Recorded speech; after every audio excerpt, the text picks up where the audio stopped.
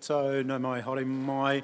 Welcome everyone. Now Councillor Puddington is just going to be a few minutes late, so we're just going to get started without him. So we will now, please be standing, and I'll invite Brent Richardson from the Timaru Presbyterian Church to come up and lead us in prayer. Thanks, Brent.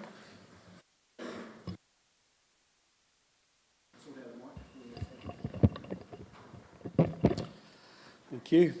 Tēnā koutou katoa, no Brent Richardson aho, in Timaru Presbyterian Parish. My privilege to lead you and open the meeting in prayer today. I don't have to remind you that civic leadership is a challenging task, and so we invoke the help of a loving God who has our best interests at heart. Won't you join me as we pray? Lord of life and God of our salvation, we ask your blessing on all that is best about us, and your forgiveness for anything that has fallen short of the greatness of the past, the hopes of the present, and the call to higher things in the future. Guide those who direct the affairs of this district, sustain them in their work, support them in their anxieties, and strengthen them in their resolve to seek and pursue the well-being of all the people. Give them joy in their service, due pride in their successes, and the approval of a good conscience in all their endeavours. And so work among us by your good and kindly Spirit, that our community may be renewed in beauty and order, in happiness and peace. Through Jesus Christ our Lord. Amen. Thank you. Thank you, Brent, and please stay upstanding, and I'll ask Councillor Parker to lead us in our waiata.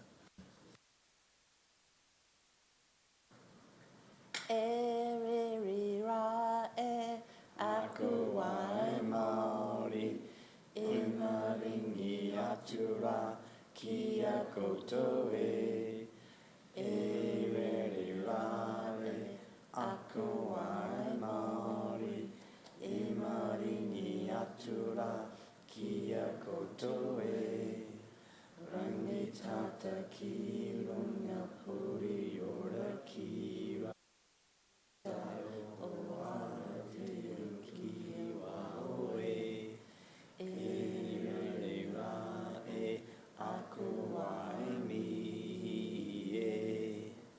Kia ora, thanks, Councillor Parker and team. Please be seated. I think, as Hannah here, just a note, I think we might include that into new contracts, KPIs on waiata singing from the Chief Executive down. Look, welcome everyone. Appreciate you all being here. I'd like to welcome the team from the community boards, Charles, Michael and Janine, great to have you with us. Also got an apology from Nicola Nemo from Timaru Community Board. We've just got an apology from Councillor Puddington, who's just going to be 10 minutes late. So I'll move those two apologies. Can I have a seconder? Thank you, Councillor Jackson. Put the motion. All those in favour, please say aye. Against, carried. So go down to urgent business. Is there any urgent business? I've got a couple of items, so I can go through. Okay, no, sorry. I've got it covered. Yep. No, that's cool. So, three items I have. One being appointment of Chair of Venture Timaru, and we are discussing under 13.4 in public excluded the appointment of the Deputy Chair. So I'd recommend that we discuss the chair at that time as well. I've also got urgent business, which is stadium options. So there's two elements to this. There is a public item, and then there's some elements to that which we would request that as public excluded because it goes into budgetary parts that we probably don't want to send to the market at this point. So if everyone's comfortable with that approach. And the third one, I wanted to just have a discussion on, and probably ideally request a report at the end of it, is just the Petiti Point erosion, just to get an update from our infrastructure team on a report into the future.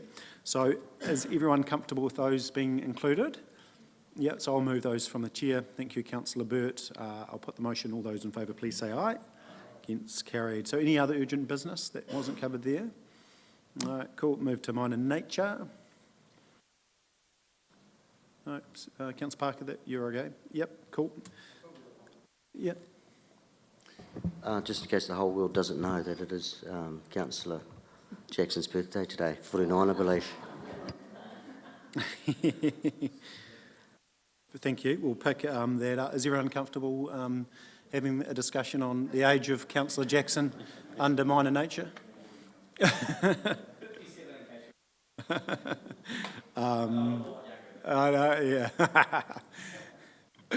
Fantastic. Happy birthday, Councillor Jackson. I don't think probably need to discuss that, but thank you for raising that. Any other Mine and Nature items? No, brilliant. Okay, cool. We'll go to conflicts of interest. Any conflicts of interest? No. Perfect. Cool. Confirmation of minutes now. Minutes of the council meeting held on the 26th of March. Can I have a mover for that, please? Yeah. I'm just sorry, Councillor. just checking the theatre and heritage, was that the 26th? Sorry, I didn't write a page number. I think it is.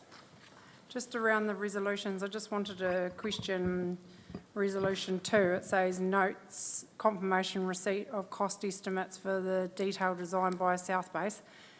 We didn't receive that, so I just wondered if the wording is correct. No, that's cool. What page was that, Councillor Scott? Sorry, that's what I was trying to, 13, sorry. Thank you. I just, as noted, I voted against that because we hadn't received that, and I just wanted to make sure that we were actually minuting that correctly, that as a council we did not receive the cost estimates that day. No, that's fine. Everyone comfortable with that change? Yep, cool, perfect. So with that one amendment, anything else from the minutes? No, cool. Councillor Scott, you happy to move with that amendment? Thank you, perfect. Seconder, Councillor Burt, appreciate that. We'll put the motion. All those in favour, please say aye. Against carried. Minutes of the council meeting held on 9th of April on 23. Any points of clarification on that one? Otherwise, can I have a mover? Yeah, Councillor Parker, thank you. Councillor Shannon. Further discussion? No. Put the motion. All those in favour, please say aye. Against carried. Thank you. Move to 8.1, schedule of functions attended by the Mayor, Deputy Mayor and Councillors. On page 31, again, thank you for those that have attended on my or a council's behalf. Appreciate that, and thanks for everyone's involvement into the LTP to date. We've got a week to go, so let's have a good showing for the week to come. I'll put that motion on 8.1. Can I second? Councillor Burt, thank you. Put the motion. All those in favour, please say aye. Against carried.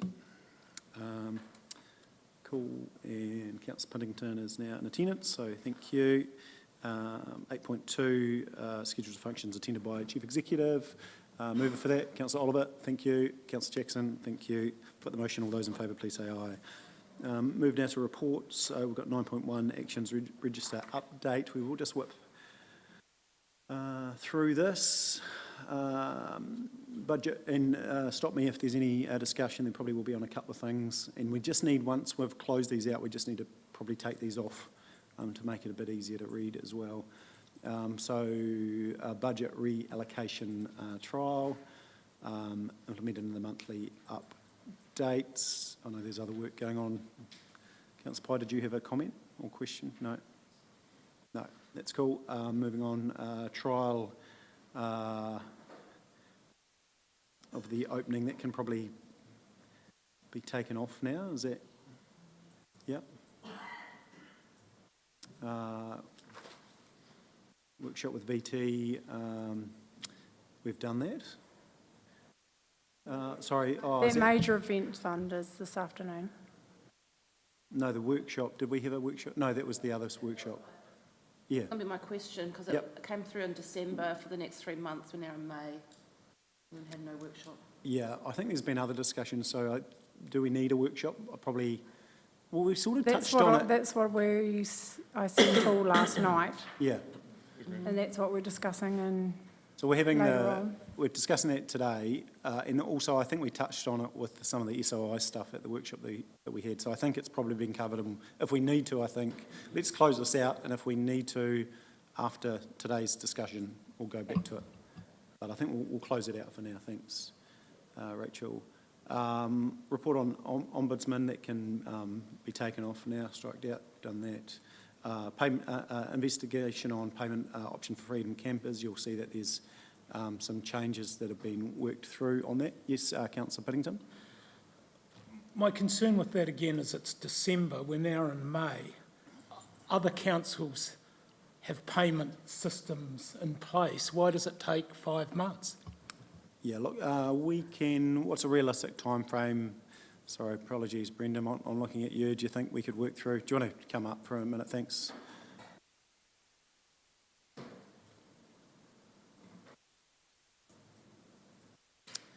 Perhaps just, I know there's a little bit still to work through, but a time frame where we can seek, I guess with the outcome that coming into the new season, that we've got an option, or at least we can discuss an option by then. Yeah, absolutely. So Yeah. the time frame for implementing whatever payment system method depends on what council chooses to do. There's some options outlined briefly in that update.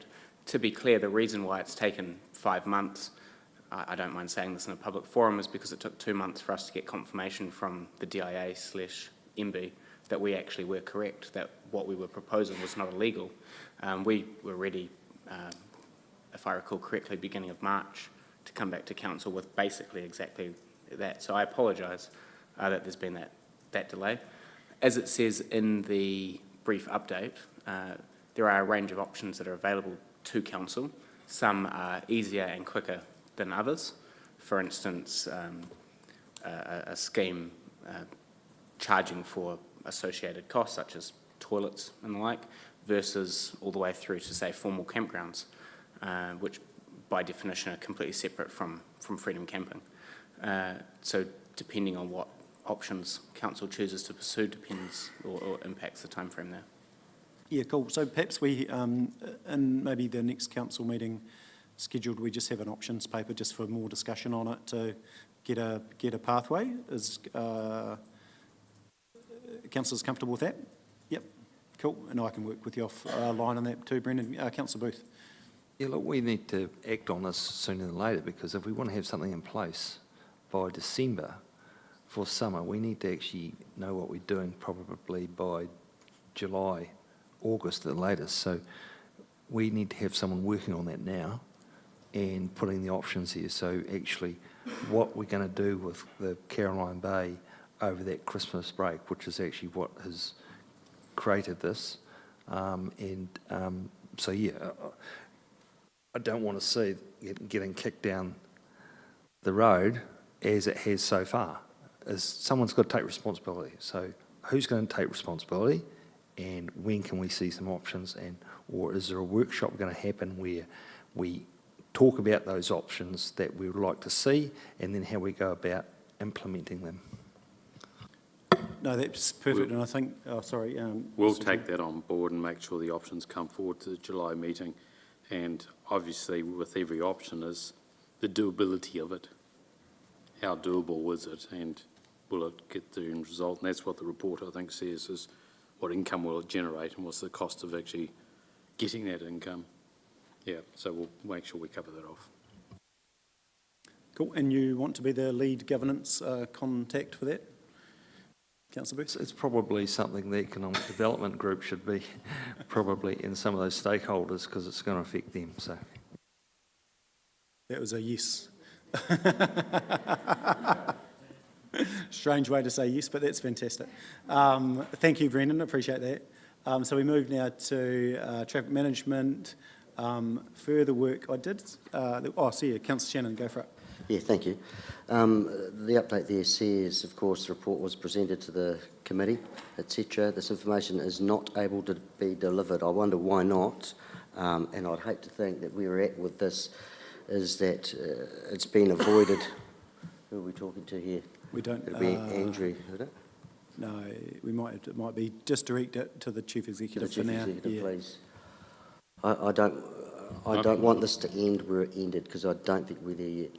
Yeah, look, I agree with you, and my understanding is that it's buried in a lot of our contract costs, so it's a case of unbundling it from those. So I'll talk to Susie and see how difficult that is, and I generally think that is the reason, because when you go out to contract, your contract, it includes the cost of that. So we need to actually make sure we're unbundling it.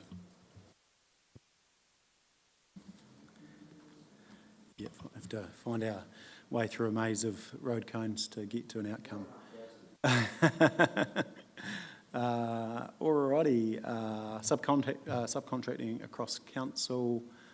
So the question I think has been asked is next steps a little bit on this, and I know there's been some review, but I would like personally to see what was originally there, rubbish, sweet stripping, etc., and how we do some of those things. So are we comfortable that we keep moving this forward? I think it's important overall review, so I don't think we need to probably make an action out of that. It's still there, that's fine.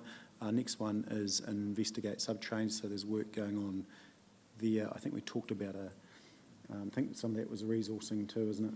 It's just a bit of a data analysis. That's cool. So now, where are we? Oh no, sorry, that was that one. Sorry, close. Did I miss one? Oh, agenda preparation. Sorry, we can close that one out unless there's further discussion. I think the relevant chairs, etc., have had those conversations, getting agendas, and thanks to the governance team for getting that in a timely manner so we can review. That's great. Quarterly activity reports. I think this is important for the community as much as it is for us that we know that this stuff's happening. I know there's some works going on in parks, but that would that would certainly get around the challenge of the likes of the rubbish bin conversations if the public would know about that into the future. Councillor Pye. I found this very difficult to find on the website. I think, eventually the roading, and I couldn't find the stormwater or the drainage and water stuff, and so just can't understand why we can't just have a very basic report at each council meeting. Yep. Okay. Councillor Shannon. Yeah, just further to that, if at any point things are updated on the website, can we request that that signal to us as it happens, so we can dive in and have a look? Thanks. Yeah, so probably a question for you, Stephen. It's just around where that sits, isn't it? Welcome. It's a bit of a systems issue that the forward works for roading is generated out of the RAM system automatically versus the drainage water one, which I think is either done from a slightly different system or doing manually. So bundling them all into one sort of master list is quite challenging, but we'll work out a way. We'll have a look at it.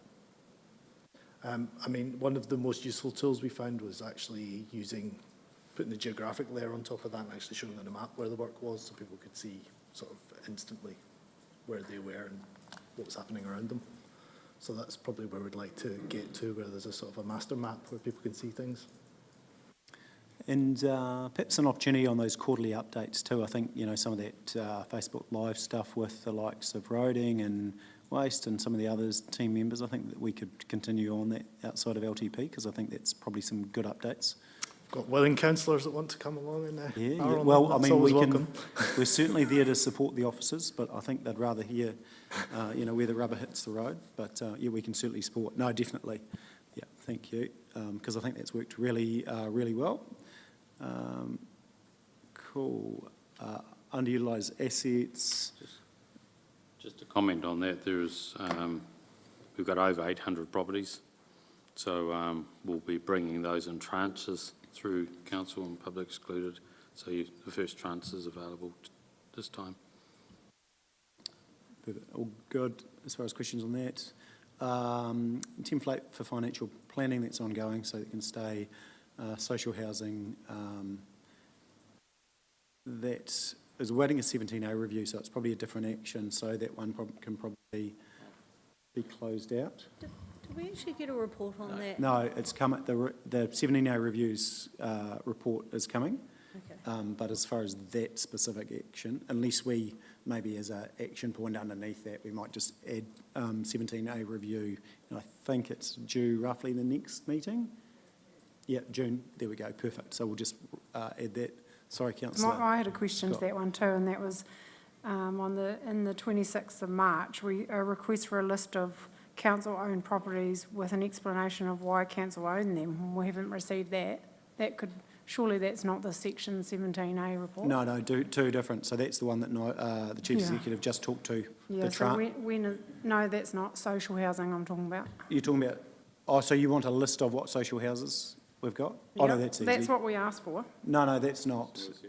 No, it was actually, the community. Yes, it No, I was. know. Request for a list of council-owned properties with an explanation of why council owned them. That was in the minutes of the 26th of March, No, so and we haven't received that yet, so I was just wondering when that was coming, because I believe that's completely separate to a Section 17A review. So you want a list, that's fine. We're all looking at the same one, isn't it? Councillor Pye requested a report on social housing and whether council should be delivering this as a community trust, so that's the 17A review. Not really. That How is, much but you, is the 17A review report going to cost? Because if it's anything like parks, I'm so feeling it's a bit already, nervous about that. No, so it's already worked through and and the report's coming in June. So it's in action, Right. yeah. But if you want to know, I think we can probably just include where all the social houses are as part of that. And that would, yeah. Are you comfortable with that? Would like a list of that. Yep, 100%. 200 and all, 260 of them. It's an important conversation to be had, and so I would like to be able to review that before. Yeah, so that's all part of that. It's all wrapped up together. But we can even, if you like, we can actually tee up a bit of a tour or something. So we can take that offline. That's fine. Yep. Righty, Geraldine Watermain report was presented. That was brought up Yep. at the community board meeting. I think the community board were happy with the result of Yep. the water main getting done shortly. Cool, so we'll, that's complete, it is complete anyway, but we'll take that off. And then workshop on water standards, and there's a date on the 30th of July. AMP, asset management program.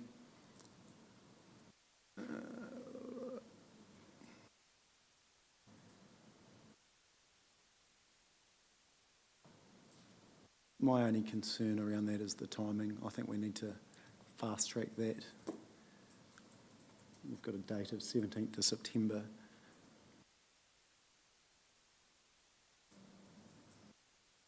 I think we need, I'm just of the view that let's employ the right person and start the process and get on with it. Otherwise, we'll be talking about this next year. I think they're sort of mixing up two things. One is councillor's requested an asset management program regarding the sorry, it is green too. space. Yeah, I think And it's, review options report to be brought back to council. I think, yeah, it's within, you're right. It's just a mix-up, isn't it? We might take that offline just to edit that. Yeah, that's cool. And then council-owned properties. Sorry, councillor Booth. Just referring to the 17A report, delivery of services, the review, it's quite broad. And I was just thinking, should we actually have a tight scope on actually what we want, so as the officers don't get sideways and spend 6 months doing a very lengthy report, which actually we really just want a review around the rental rates and perhaps the quality of the shuttles, etc. Yeah, no, I'm comfortable. It's heading in the right direction. Heading in the right direction. I've had a conversation, seen some draft stuff, so yeah. Take your point. Yeah. List of council-owned properties. We're doing that. Everyone comfortable with any other questions from that? I'm happy to move that then with the changes that needed to be in there. Have a seconder for that. Councillor Jackson, thank you. Put the motion. All those in favour, please say aye. Against carried. 9.2, affixing of the common seal. Give a mover for that. Councillor Burt, thank you. No one else? No. Councillor Parker, brilliant, thank you. Put the motion. All those in favour, please say aye. Against carried. Okay, 9.3 is the draft waste management and minimisation plan consultation. So I think we'll just ask the submitters to come and present to begin with, and then we'll deal with the plan afterwards. So we've got Braden Clark first, on behalf of South Canterbury Commercial Waste Providers. So it's obviously a collaboration, and the submissions and points are attached. Thanks, Braden. Good afternoon. I'm here today on behalf of the South Canterbury Commercial Waste Providers Group, which represents Enviro New Zealand, Garbo Rubbish Removals, Waste Away, Wasteco and WM New Zealand. We have jointly entered our submission covering two key areas. The first topic is zero waste bins. Currently, zero waste bin event bins are provided at no charge to an event for the collection of waste using the 4-bin system. There appears to be no restrictions around the application for these bins and no onus or financial penalty for the user to get things right. Unfortunately, the majority of the time when these are collected, they are all contaminated, which means sending everything to landfill. By discontinuing the zero waste event bins, Timaru District Council will save costs, including the purchase of bins, delivery, removal, emptying and the disposal of the waste, which they cover all at present. This will be a significant saving per year for the council. All events in other parts of the country sit with commercial waste providers. Commercial waste providers also have specialised teams to assist with these events. It is our submission that zero waste event bins be discontinued immediately. Second topic in our submission is around the supply and use of additional sets of bins. At present, the Timaru District Council are providing extra bins for anyone requiring additional sets or part thereof. The cost of these additional bins is being subsidised by Timaru District Council ratepayers. Their actual number in use is hard to quantify, but some premises have over 50 extra or additional bins. An estimation is that the number will be well into the thousands. I'm sure that you will have all seen these extra bins lined up throughout the district. These extra bins are emptied currently along with the municipal or curbside waste, so any data formed or gathered, especially as presented on page 10 of the WMMP, will be incorrect as it includes commercial waste. As the Ministry for the Environment becomes more reliant on this data, the Council should be providing as accurate as possible numbers. The good news is that we are probably in a better position than we think we are at present. There is perception from waste providers that the use of municipal curbside collection bins for commercial waste is a way to game the system and not pay commercial waste disposal costs. A municipal curbside collection is designed for residential collections as it is in the rest of the country. It is our submission that any additional sets of bins be removed from all premises, and each rating unit is limited to 1 set of bins, with 1 extra set available for residential customers only, upon request with strict criteria to be met. Timaru District Council and ratepayers would then be saving any associated extra costs with these bins. The Council will also be collecting revenue when this waste gets brought across the weighbridge at Redruth. South Canterbury Commercial Waste Providers would be prepared to work with the Council around the changes and are resourced to support the increase in waste that would need to be managed by the commercial operators. We seek the Timaru District Council's support in making these changes. Thank you. Any questions? Thank you, Braden. Questions? So one from me. So I understand the commercial side of businesses with extra bins, and I think that can probably be picked up with within the revenue review as well. So there's a place for that. But as far as the extra set of bins for residential, what's the logic around that? Is it just the same? Yeah, look, at the moment, there doesn't appear to be a lot of limitations, and historically, that you've been able to obtain as many bins as you want, really. So I guess it's just tightening up. Still recognising that there are some large families within the district, so with some sort of criteria being set that, you know, they can have an extra set of bins or a larger red bin, etc., to meet the needs of those people. But as far as the commercial waste, it should be sitting in the commercial environment. Yep. So any further questions? Yeah, Councillor Oliver, thanks. I just have one concern around the events, because we have quite a few events in Geraldine and we use the coloured bin system. I'm not too sure whether, if we don't use that system any longer, what that says to our ratepayers around them continually being banged on about our recycling and stuff, and I'm not too sure whether that's sort of like a good look if we just go back to just a general, putting everything in one bin. I'm just not too sure how that's going to look for our ratepayers going forward if we're not going to do that at our events. What we're saying is that at present there is no controls in place. The bins are basically given to the event, and it's up to the event organiser to do what they want. I mean, people historically just chuck stuff in the closest bin at events, especially where there's alcohol, other things involved. It just goes in, who cares?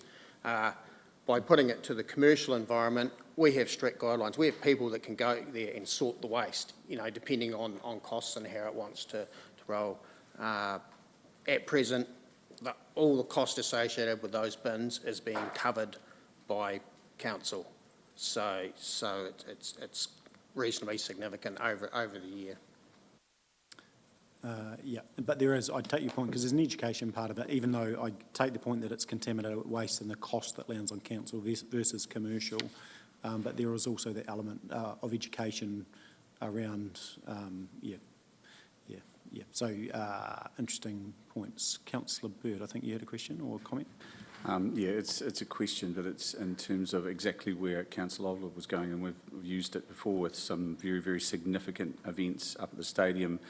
There is an application process, and it's reasonably vigorous in terms of who you are, what you're doing, and what your intent is around them, plus the information around how you use the bins and what have you, and they're delivered and what have you. The key, obviously, is what you're saying when you situate them around the event, and we put ours obviously right next to where we can, the bottles and all those sorts of things. There's going to be some contamination and everything.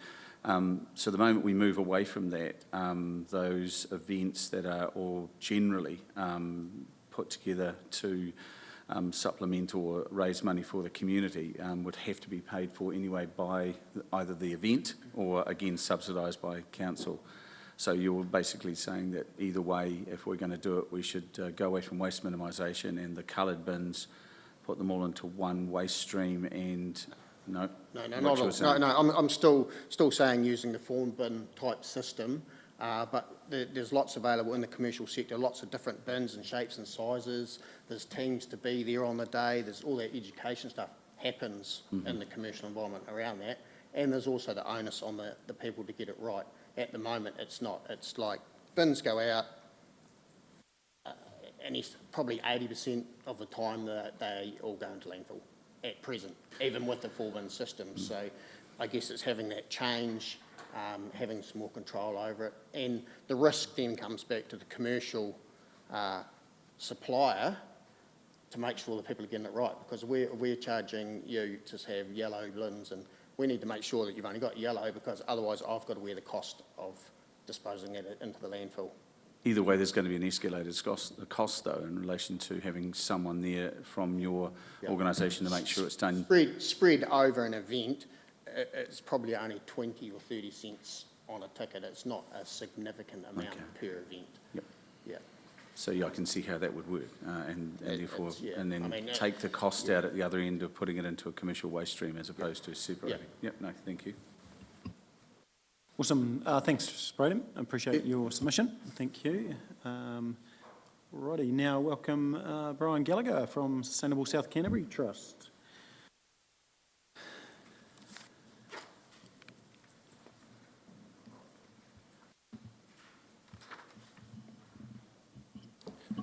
Thanks, Mayor Nigel, and good afternoon, councillors. For those that might not know me, I'm Brian Gallagher. I'm a voluntary trustee, chair of the trustees for the Sustainable South Canterbury Trust, and just want to acknowledge that a trust was formed 22 years ago, so we've had an ongoing working relationship now with the council for that period of time, and the services that we've been providing to the community has been the receival of items for recycling and reuse at the community transfer stations, the transfer of those down to the Crow's Nest for sale, and we're seeing upwards of 33,000 plus customers coming through the doors there now. So the Crow's Nest is well and truly a well-established, I suppose, icon of our community, that the regular garage sale Avocondos on a Saturday are there every day. But in doing that, there's also things like e-waste, TVs, the old cathode ray TVs. We thought that they would come and go and e-waste would disappear, but there's an increasing amount of e-waste coming through. The volumes coming through down at the drop-off centre at Redruth in the last year have increased by 30%. So we're seeing an increasing number of people using that facility, maybe because there's increased fees, cost of living, but also the awareness is growing in the community. So that's putting a bit of pressure on at the drop-off centre at Redruth. There's some congestion there, so it does need some reconfiguration.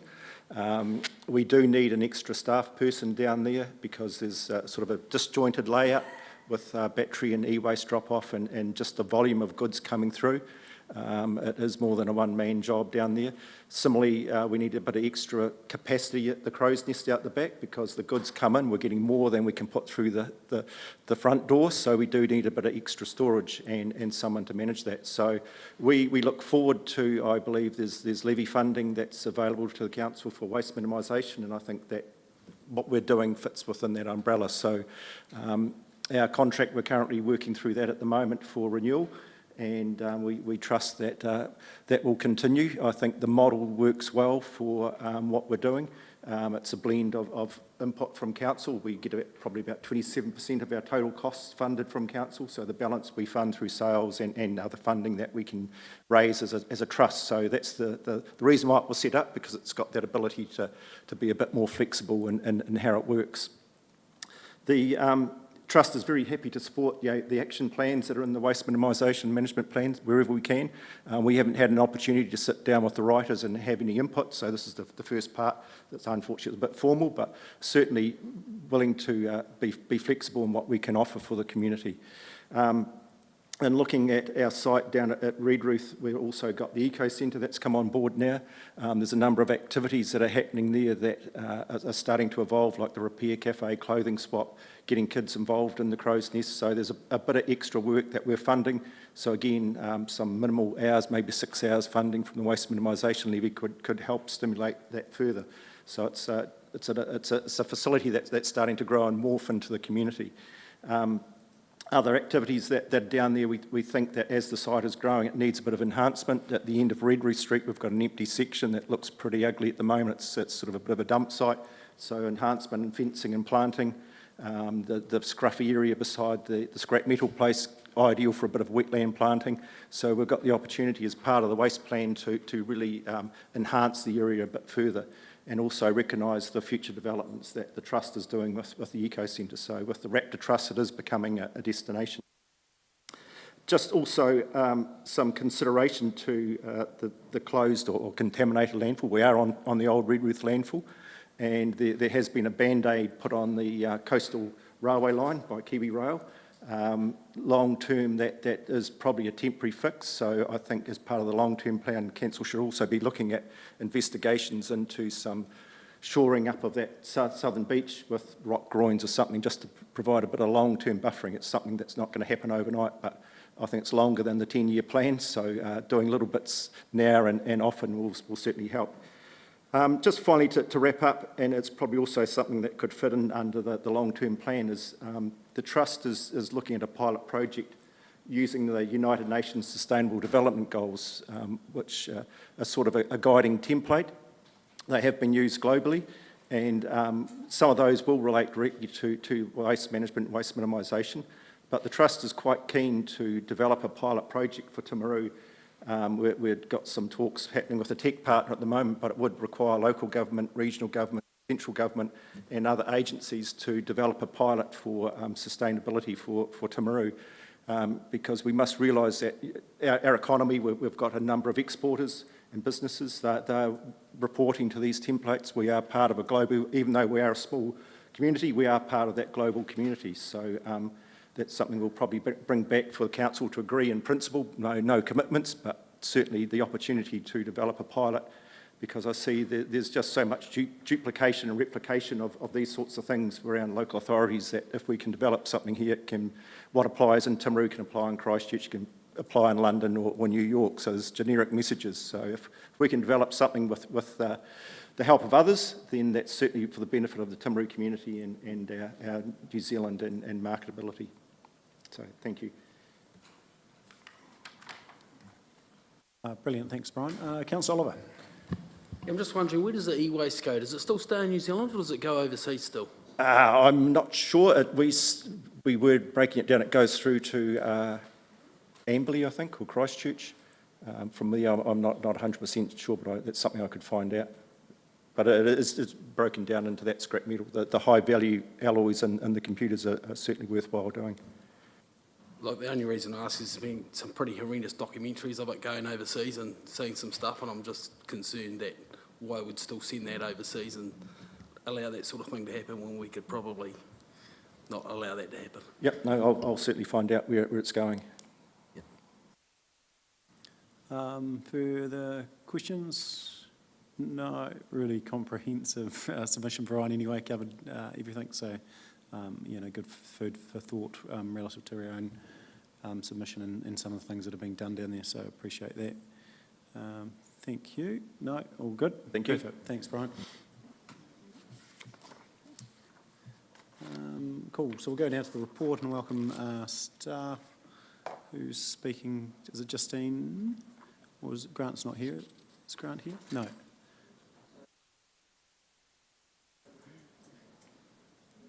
Oh, is it? No. Okay, so Oh, that's right. I'll delete this. Okay, no worries. Report's in front of you, and the submissions are attached in that report, pages through 51 through to 63-ish, 65. So the recommendations, we receive and note the submissions and the officer's comments on the draft waste management and minimisation plan, acknowledges submitters who have spoken to submissions and notes that all submissions will be considered as part of the deliberations. So effectively, the paper is more or less saying, here are the submissions, we've heard the hearings, and we'll move forward and make the changes that are required, if any, to bring this document back. Okay, cool. I do have just does anyone have questions? I've got a few questions as well. Councillor Scott, go with you first.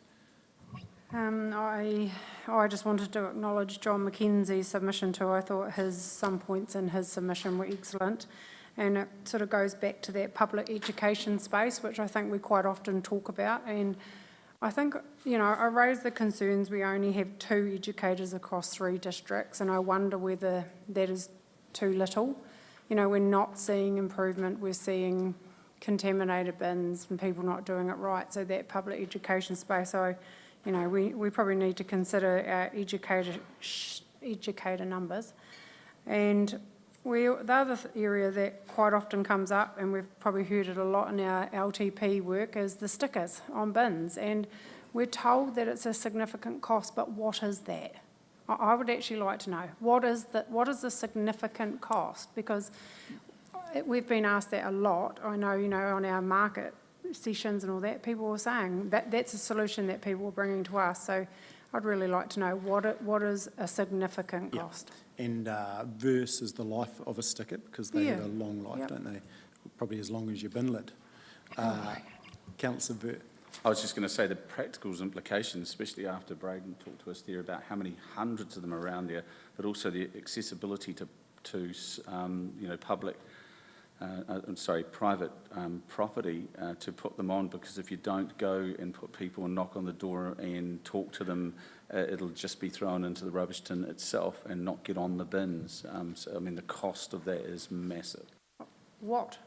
That is my question. What is the... No, But I disagree. I think we're underselling our community's capability of putting a bloody sticker on a rubbish bin. I think you're overestimating, I really do.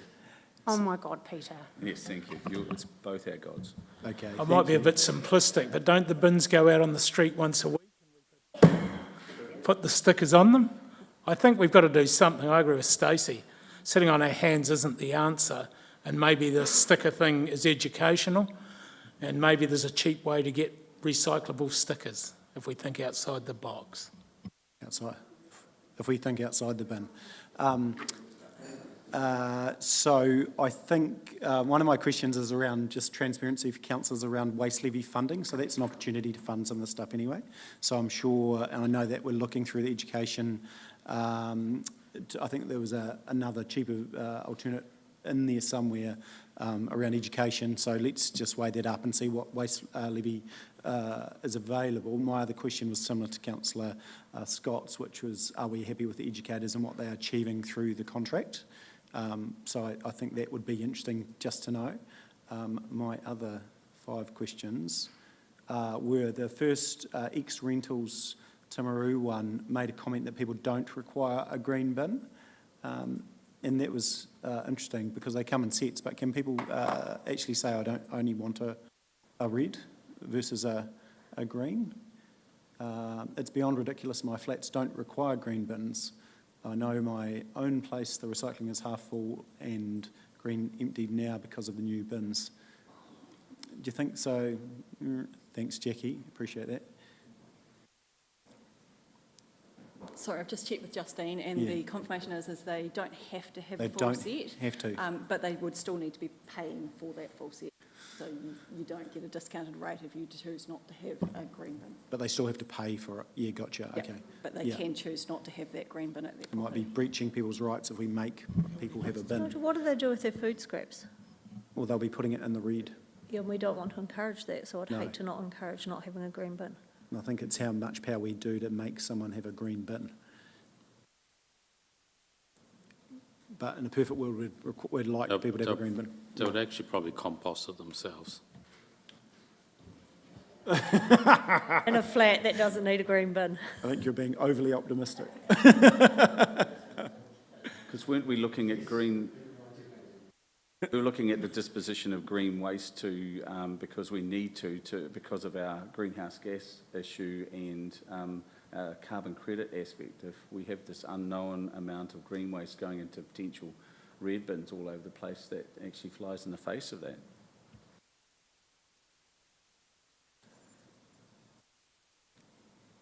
Councillor Parker.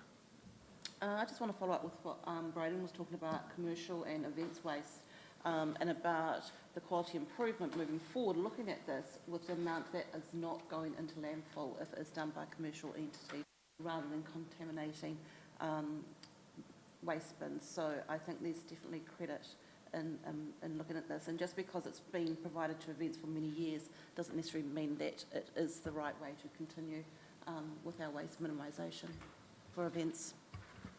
I had a question along the same lines, like what happens from here? So we've heard the submissions and the report comes back with recommended changes, but when do you get guidance from councillors on what direction to take, and how do we give you that guidance without all the information? Like, is somebody going to bring a paper back and say, if we take those bins away from events, this is the impact it will have on events versus rubbish collection fees, all those kind of things?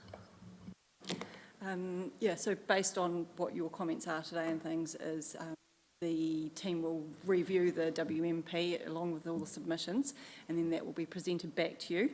And at that time, you'll have the opportunity to make any final amendments. So if there's other stuff that you would like to have researched and things prior to that being represented to you, now's the time to let us know so that we can actually take all of that on board. And I've already written quite a few notes of different stuff that you'd like to know. Well, I think some of that financial information and what Councillor Parker was talking about is important in that decision, because we can't just go, yes, that's a great idea, which it appears to be on the face of it, without understanding all the other implications. Jackie, I'd like to know who has got all these bins. You know, do we have a business that's got 30 bins and not paying a commercial rate? We must know that, because surely we're charging them something for 30 bins. So, oops. No, But you know what I mean, because, you know, if it's brought up. And my second point is Brian Gallagher's point. I mean, we're all aware of coastal erosion and what we're talking about in the long-term plan, but I think we do need to note we have a ticking time bomb at Redruth, which is our old dump, so that should have some priority somewhere. There is complications outside of just picking up rubbish, because in a city environment, you've got fire regs that are tied to insurance as well. So it's bins within proximity of to Braden's point, they've got lots of different bin options, but it is that flexibility as well. But I think that element of it should certainly be picked up within the wider revenue review if it isn't picked up in this, because it could sort of sit in there around that review of cost. Happy if there's a logical reason why it's being used, but to most people, they just see 100 bins and think what's going on, you know. Yeah. And to be fair, the businesses will look for the, most optimal return for waste. If they can get efficiencies, they will. So they'll use bins versus commercial when that's happening. So comfortable for that to be reviewed. I've noted a number of things down that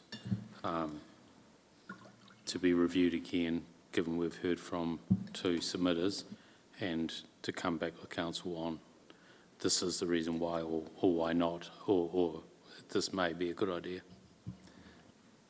Yeah. One more question. There are a couple of submitters who talked about soft plastic recycling, and it appears that's not an option here at the moment, but it sounds like it is in Oamaru, and if we're collecting waste from Oamaru, can't we backload soft plastic? It's a good question. No, I don't know. One of the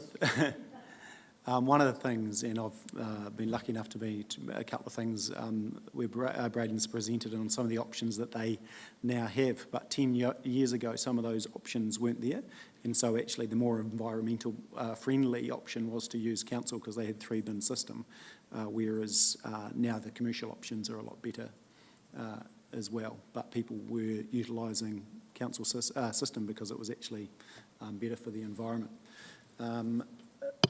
Right, any other, one of my other notes is I'm just not convinced removal of the street bins, and this came through John McKenzie's one as well, necessarily always achieves what we're trying to achieve. I get the education part of it, but if it's just cost, then perhaps there's a different way to deliver it, so I think that should be reviewed. Sorry, I'm just going through my questions. Revenue, covered that. No, most of it's revenue review related. So anyone hasn't spoken that would like to ask a question or make comment? Yeah, Councillor Shannon. Really just, Jackie, if you're doing your investigation into the commercial use of the bins and some of those that are using large volumes, I've just asked that to ensure that the whole picture has been looked at there in terms of, for example, a commercial premise that might be require 2 or 3 red bins is probably not actually using their green bin because they don't drink booze at work, although we do on a Friday night, and they might not be using their green bin either, and the same person that owns that business will probably also be paying rates on his own property as well, so just making sure that we look at the big picture, not just how many red bins they're using. Councillor Booth, and then we'll go to the motions. Thanks. Aren't the bins all been chipped, so when Voris pick them up, they know exactly what they are and who they belong to? They've got a wee tag on them, and they're electronic, and they're picked up by the truck. So the truck knows exactly who it belongs to and how many there are. No, I don't think to the degree of data that you think is probably there would be the answer. Okay. Yeah. Anything further? No, all good. Good discussion, and so I'm sure there'll be further discussion. Good to see that everyone's interested in that. So the 3 recommendations, 9.3, receive a note, submissions, acknowledge submitters who have spoken to their submissions. So thank you, team. We appreciate you both coming along, and then 3 is notes that all submission will be considered as part of the deliberations. So I can have a move of that. Councillor Booth, thank you. Councillor Pye. Put the motion. All those in favour, please say aye. Against, carried. Brilliant, thank you. Infrastructure design standard. Welcome, Kevin. And that is on page 64.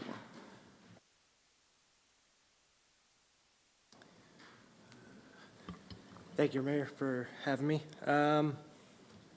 Yes, the infrastructure design standards, they're pretty much a standard document for council to follow for land development and any of our infrastructure projects.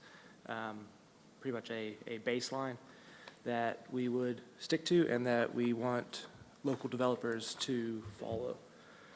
It's kind of been in the works for about 4 years now. It's kind of started back in 2020 when we got access to Christchurch's infrastructure design standard, and to be able to use it and modify it for Timaru. And it's gone through several iterations through that process with support from external consultants, and then also with reviews, an initial round of reviews from external consultants, where we ended up actually only getting one actually provided comments, but it was a positive comment that it was actually going to help with knowing what they need to do locally, because that was always kind of one of the gaps with local development, was exactly what standard did we want assets built to and designed to. And so this now sets that target. Previously, a district plan had information, or the operative district plan has existing asset design information, and with the new proposed plan, we're removing that so that it's not completely concrete held within the district plan, and it can be more readily changed if the industry shows, if construction practices show that it's suitable to change it, or if just industry standards change. So the hope is that council adopts this standard, and so that we can proceed, and it'll continue, or it'll be used as in conjunction with our construction standards, which are, whereas this is telling people and council how we want things designed, how we want assets designed, the construction standards say how to build it, pretty much. Happy to answer any questions, or if there's any comments or anything on the submissions that are attached, let me know. Fantastic, thank you. Look, and yeah, it's an interesting read, and it makes sense to sit outside of the district plan, so you've got that ability to change as you need to. So, Councillor Piddington, question. Yeah, look, it all seems to make sense. What pushback are we going to get if we do this? Is this... So this did get publicly notified, and it gets sent directly to our development community. And the development community, there was one response from Rooney Group as one of the developers, I guess you could say. And their only question was around some referencing to payment of fees, and we made that change out of the IDS. It wasn't appropriate to be in there. So that was, that was really the only development community response, other than a pretty significant response from Millwood Finley Law, but a lot of that was, well, there was a lot of grammar corrections, which was much appreciated. Someone did that for us. And, but then there was quite a few other technical questions, engineering questions that we since either made changes or will look into it for the next version. Fantastic. Thank you. Thanks. Councillor Booth. Just on the Millwood Finley Lob submission,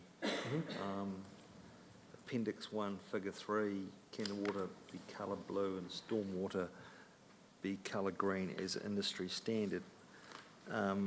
What is meant by that? Is that how you identify by pegs what sort of pipe, or what sort of what the pipe is? And are you suggesting something other than industry standard? Is that what that is about? So which one was that again? Sorry. Which appendix? It's on the Millwood Finley Lob. Yep. And Stormwater. it's about halfway down, and it's under just before quality assurance, and it's got in part Appendix 1, Figure 3. And there's comments around the colour of the pipes. Just trying to figure it. Can you just explain that to me? Yeah, I can help there. So within our identification of the assets within our GIS and the like, we have water as green and stormwater as blue and sewer as red, which is what we have asked to be carried forward within the identification in plans and the like. The industry standard, in fact, is water is blue and stormwater is green. So at the moment we are sticking with what we currently do, but it is something that we could look at in a further review. would make sense that you would stick to the status quo of a national standard, which is what the colours would be elsewhere.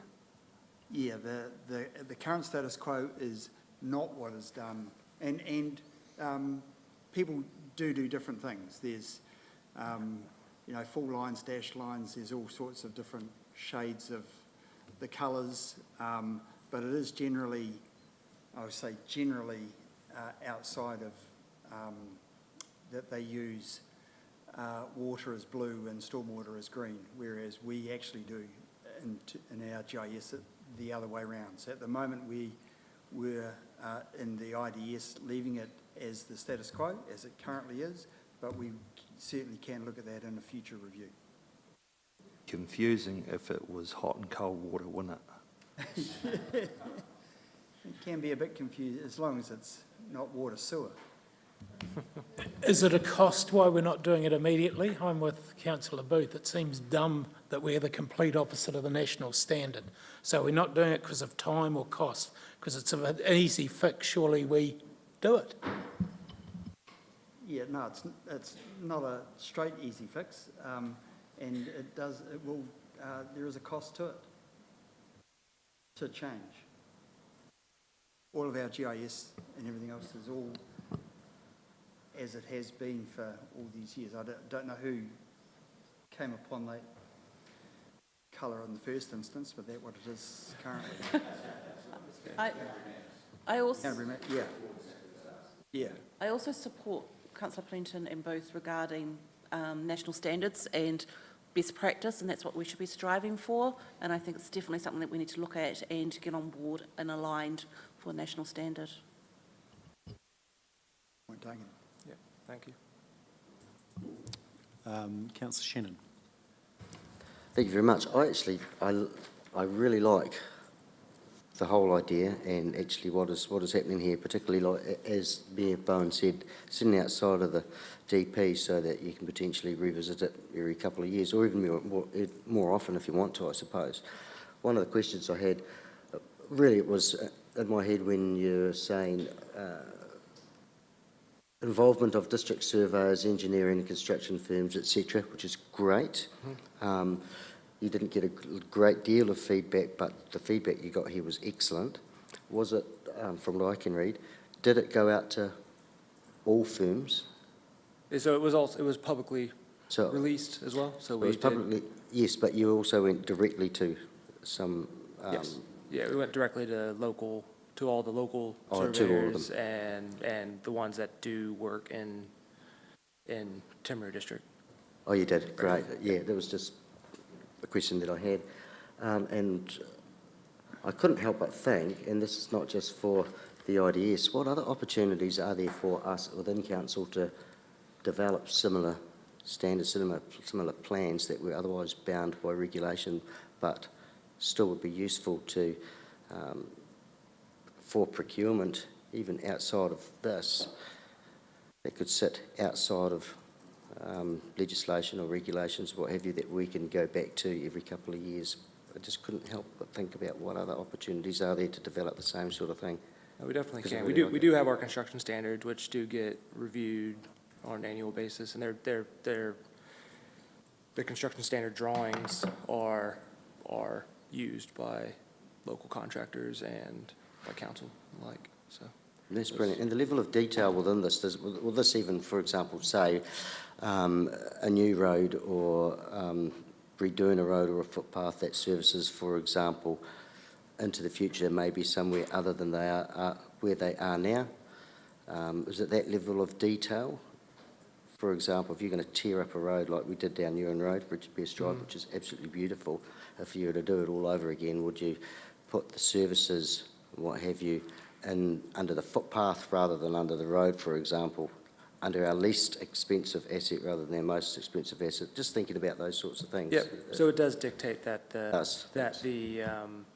preference is for services to be under berms and footpaths rather than within the middle of the road, so we don't have to dig it up in the future. And so it does outline that as the preferred option, but it does give you a pathway that if you can't fit it under berms and footpaths because of other existing services or whatever, that there's an avenue to complete the work. Yep. Alrighty, Councillor Scott. I just sort of a follow-on question from Councillor Shannon around consultation. You initially targeted consultation to local engineering and survey consultants, but that was in early 21. And then I think the question that Councillor Shannon was trying to ask is that your further consultation was directly notified to the development community. So you didn't consult with them, you just sent it out and said, here it is. That's how I read that. This consultation was also directly notified to the development community in Timaru District. So that's like sending a link, saying here it is. So it's not like you sat down with 40, a cross-section of civil engineering, construction firms, surveyors, builders. You didn't directly sit with 40 of them and go, what are your views? No. I think that's, so the answer is no to what you So asked. it wasn't directly consulted. No. It was, or consulted with, I guess we notified them, and then once we Send got them a link. the responses that we got, we took into consideration. Yeah, because I would have thought that, were you disappointed in the submission returns? I would have thought that was quite disappointing. And they were great. Because but a little we weak. slightly expected it to be because it's fairly similar to both Selwyn District, Waimakere Okay. District, and Christchurch Cities Okay, nice. IDS. So They've a lot of the probably all been there, contractor done that. firms would have seen a similar process I as know, well, that's and the good. consultancies the same. Cool, because my just follow-on question around easily updated on biannual schedule, I think that's excellent, and I think it gives our community the flexibility, which is awesome. But I was just interested in how that will be done going forward. So is it again, does it get publicly notified, or we review it internally and then you sort of send it out again? Like, is it a whole nother public consultation, or how will that process work? I'm not 100% sure on how we would actually progress that next version, but it would likely involve feedback that we've gotten over the last couple of years of using the IDS and seeing what comes back from that and what changes might be suitable, and just even what industry practices do change. Yeah.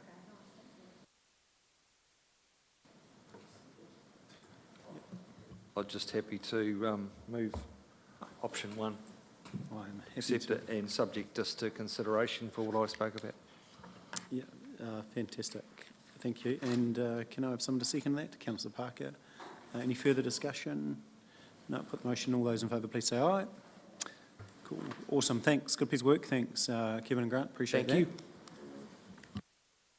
you. Move now to welcome Aaron and Paul. Consolidation of the proposed Timaru District Plan hearings delegation. We had a workshop on this earlier. So if you give us a brief update, and then we can probably go to questions. Thank you, and through you, Your Worship, this is effectively a housekeeping paper just to consolidate things that have come before council before and just to tidy things up. I'm here to answer any really simple questions, but I have Aaron, the author, to answer anything else. So I'll just hand it to Aaron. Thank you, Paul, and through Your Worship, as Paul touched upon, it really is a consolidation of previous resolutions. I'll just identify that the one new suggested or recommended resolution is point 7 within your papers, which seeks to create an option for continuing hearings of quorum that's stipulated in point 4 isn't able to be met, and that relates to worst case scenario if the councillor representative or a number of the hearings panel was to become sick the night before a hearing. Based on the previous the recommended resolutions and the ones passed previously, quorum wouldn't be met, which would come at a significant time and cost to all those involved. So seeking to create a pathway with appropriate consultation to allow for those hearings to occur if that worst case was to arise. If it makes sense. Questions for the team? Councillor Pye. I just had one bit of feedback where I think we should provide a little bit more flexibility when the chair of those committees is unable or conflicted and therefore would not want to have that authority. Other than that, I'm happy with all the delegations, but I think we need to have all their deputies or some other delegated person in there just to give that little bit of flexibility.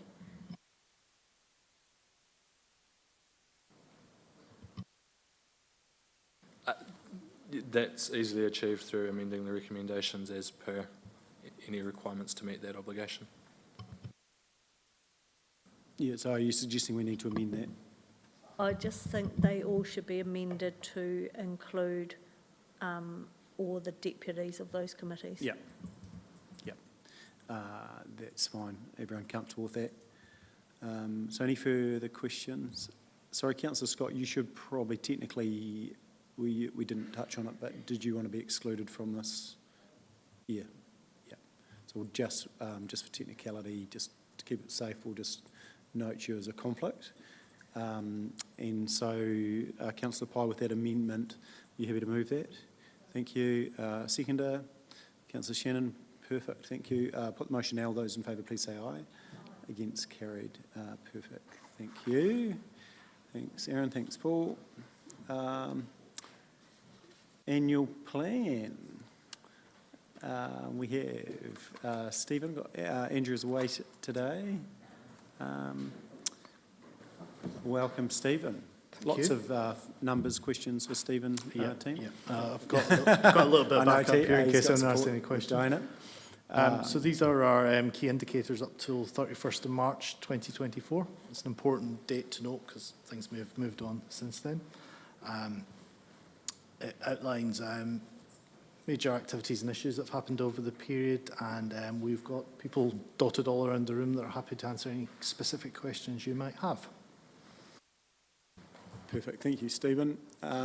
So we'll go to someone new for a change, Councillor Parker. Thank you. My question is regarding the public toilets on page 77.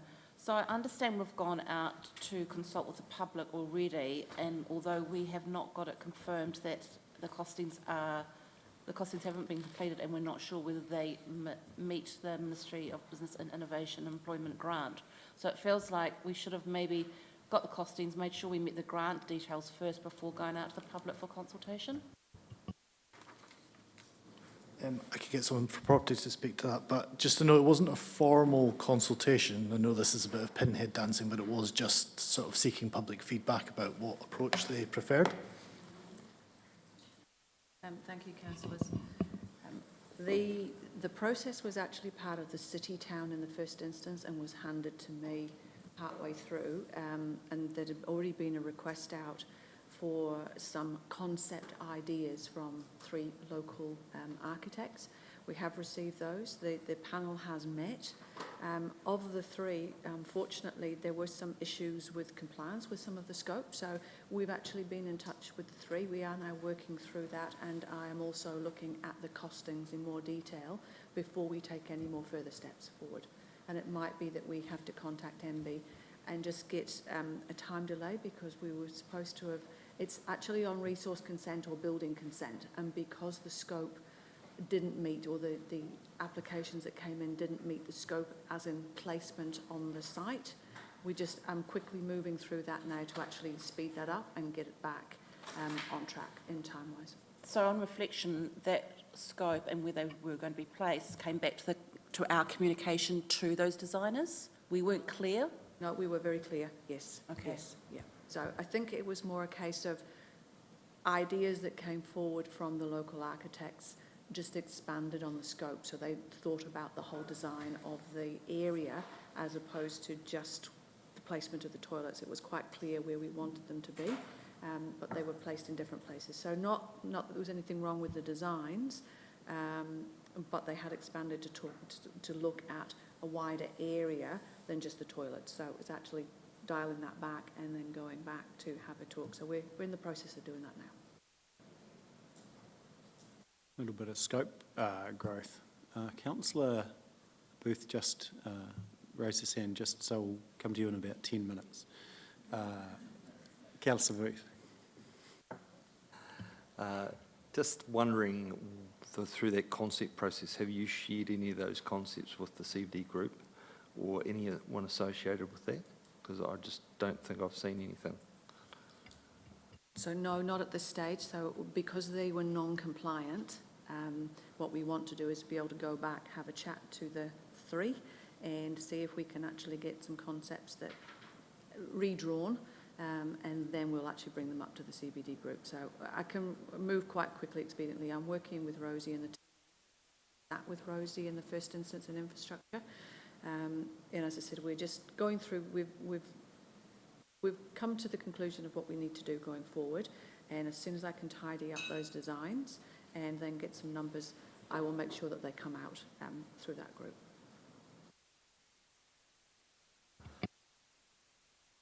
Anything further while, yeah, no, okay. We'll go to Councillor Fillington and then Councillor Pike. I guess my concern is when I Googled toilets, as you do. Yeah, something to do on your own late at night. But anyway, because my wife's not interested in toilets. But the cost of just putting the toilets in and simply almost equals our budget. So again, we go out and ask people to develop this with no budget, that we simply just haven't got the budget to do it. And it concerns me, again, we've got this out of kilter, moving the toilets back, front plumbing. If you look at the simple 4 toilets Waimati put in and what it cost them, we haven't got much more than that. Yet we've got these grand designs that lift people's expectations with no budget to go with it. What I've actually done as part of those designs is to come back with an option for you all that may be the status quo of what we've got and maybe an upgrade of what's there. And it does match the criteria for the MB funding, which says it doesn't have to be brand new toilets on that site. It can actually be an upgrade of new toilets of what's there. So I will actually make sure that that's part of the conversation.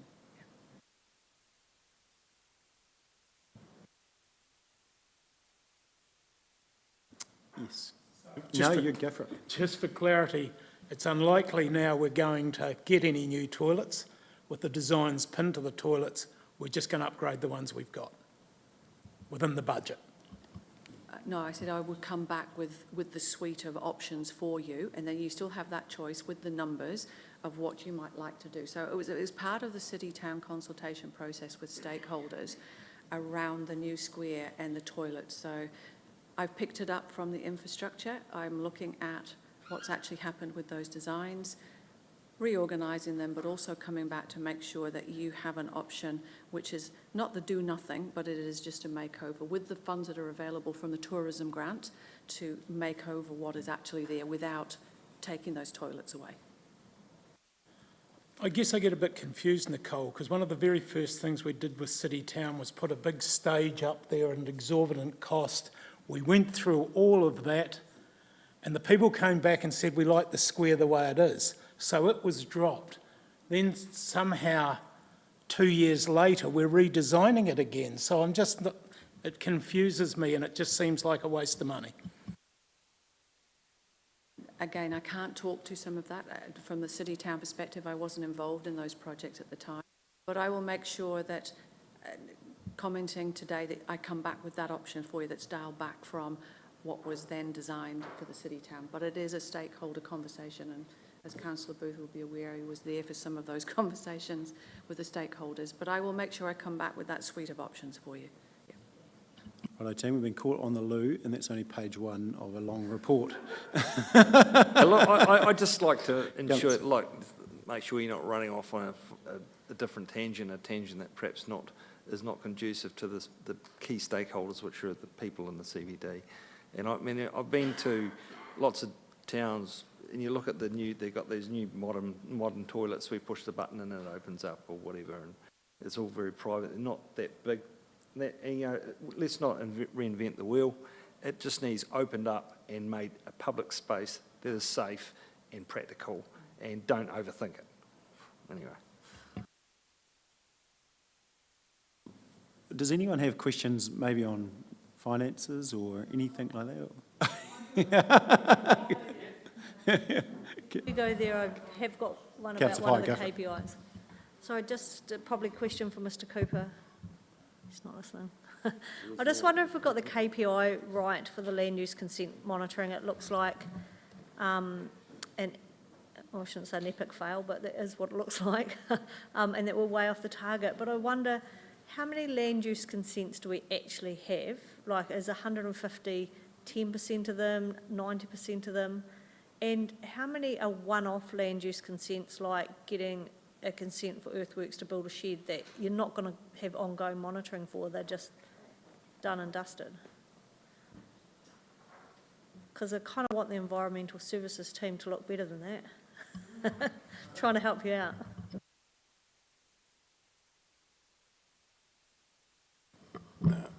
Through you, Your Worship. It depends.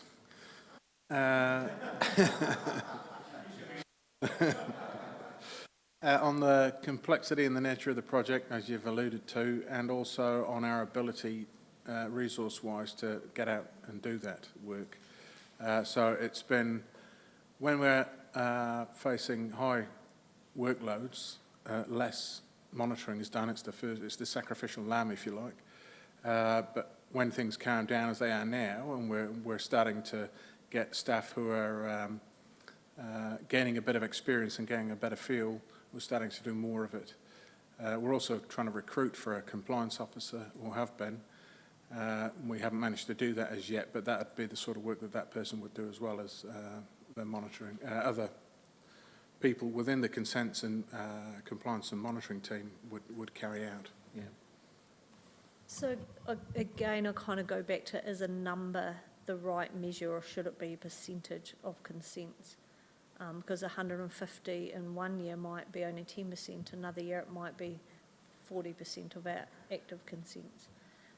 But anyway, it's not that important, but I just, next year when we set those targets, I think we should be considering that. I'll take that back, Councillor, and we'll have a good think about what a more meaningful measure might be. Yeah.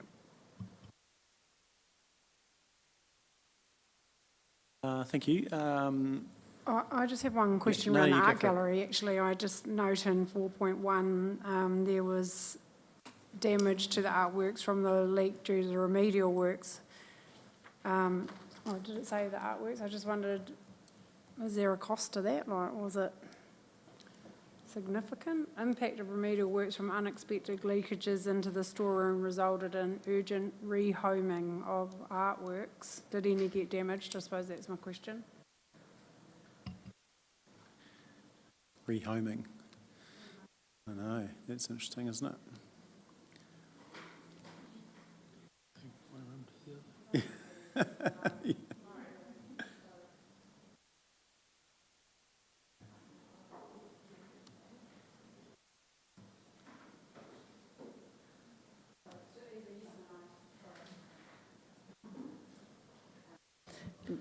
Yes, there was a cost, but it was actually not the remedial works. There was already a leak there and had been there previously. So when we actually took some part of the flashing off and the connections, we actually repaired that leak because of the flow of the water was in the wrong direction.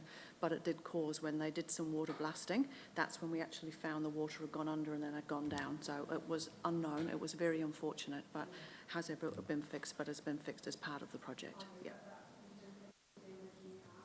I'm not aware, that I didn't come to me, so no.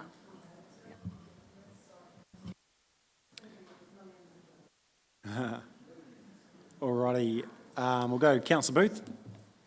Yeah, roading and footpaths. I see you've got a percentage of 41%. Does that mean you're satisfying people within, you've certified 41% of meeting your sorting it out within 10 days? Is that what you've done? There's commentary that explains that, and Susie talked to that before, but go for it, Susie.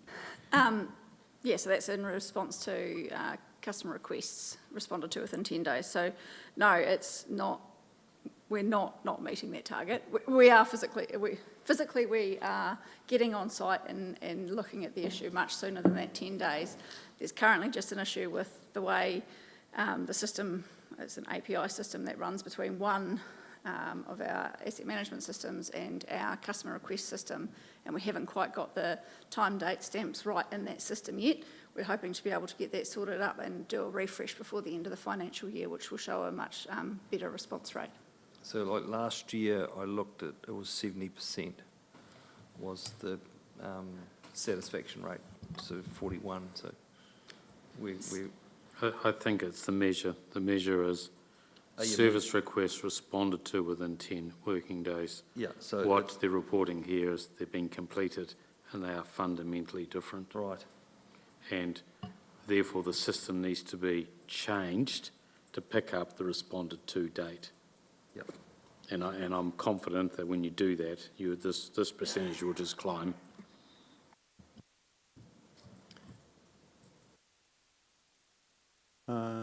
Alan, have you got any other questions just while you've got the microphone, while you got your paw paused?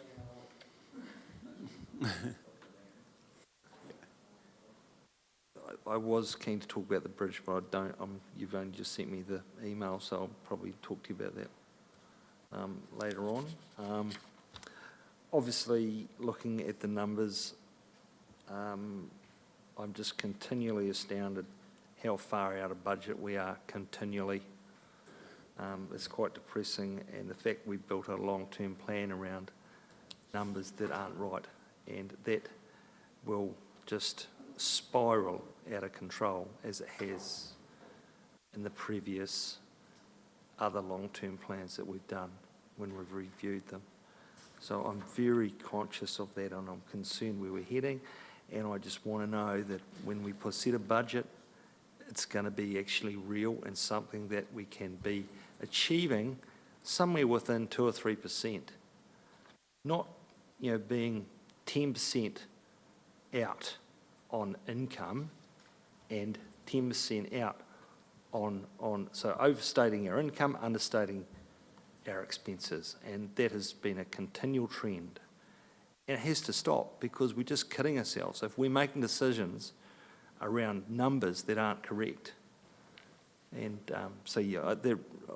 that's all I'll say, but I'm very concerned, and those numbers, everything I see, I've got to take it with a grain of salt, because I don't know if they're right. Okay, the numbers on page 87, which is our overall financial operating result, they are correct.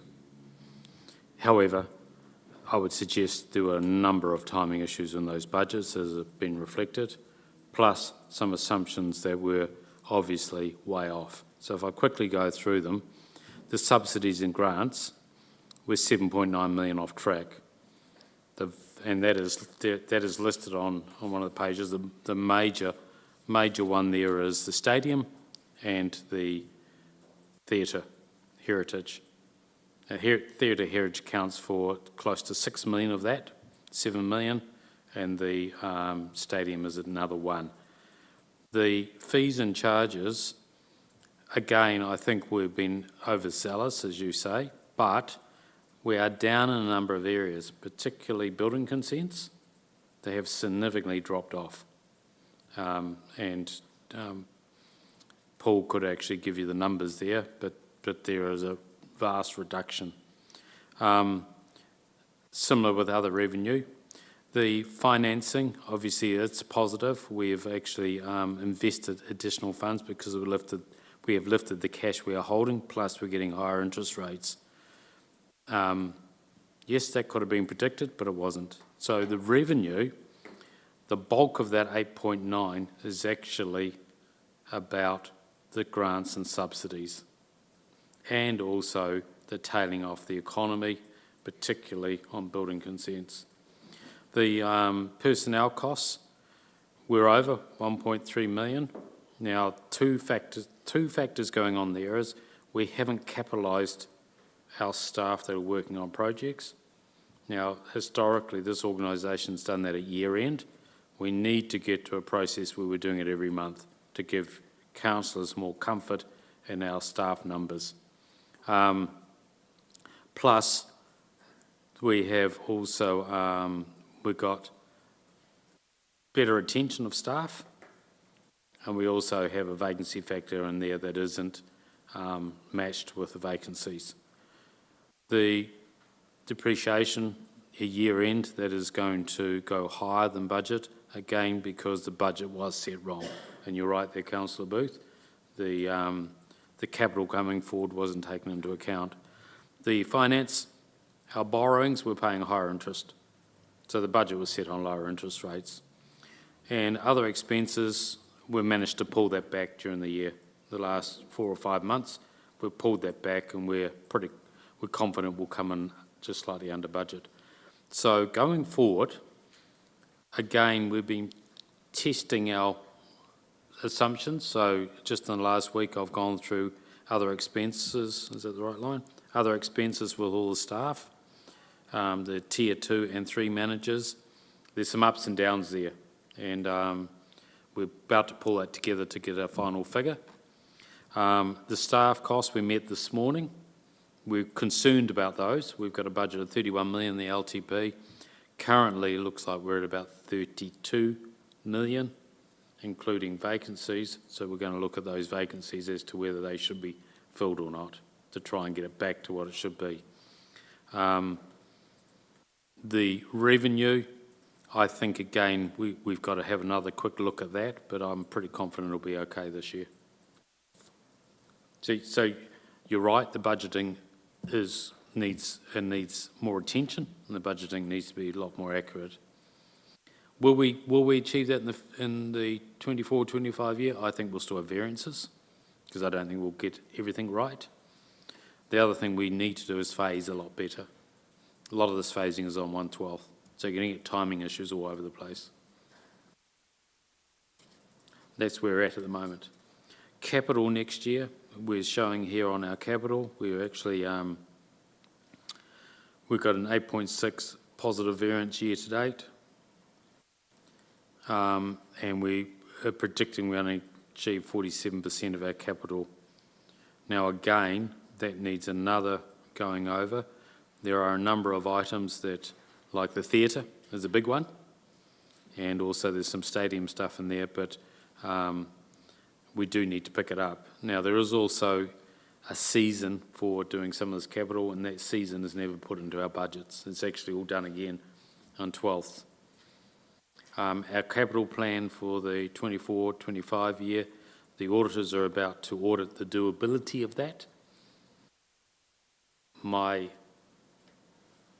head tells me that we won't achieve it, because I think, again, we're over-promising in terms of the capacity to do it.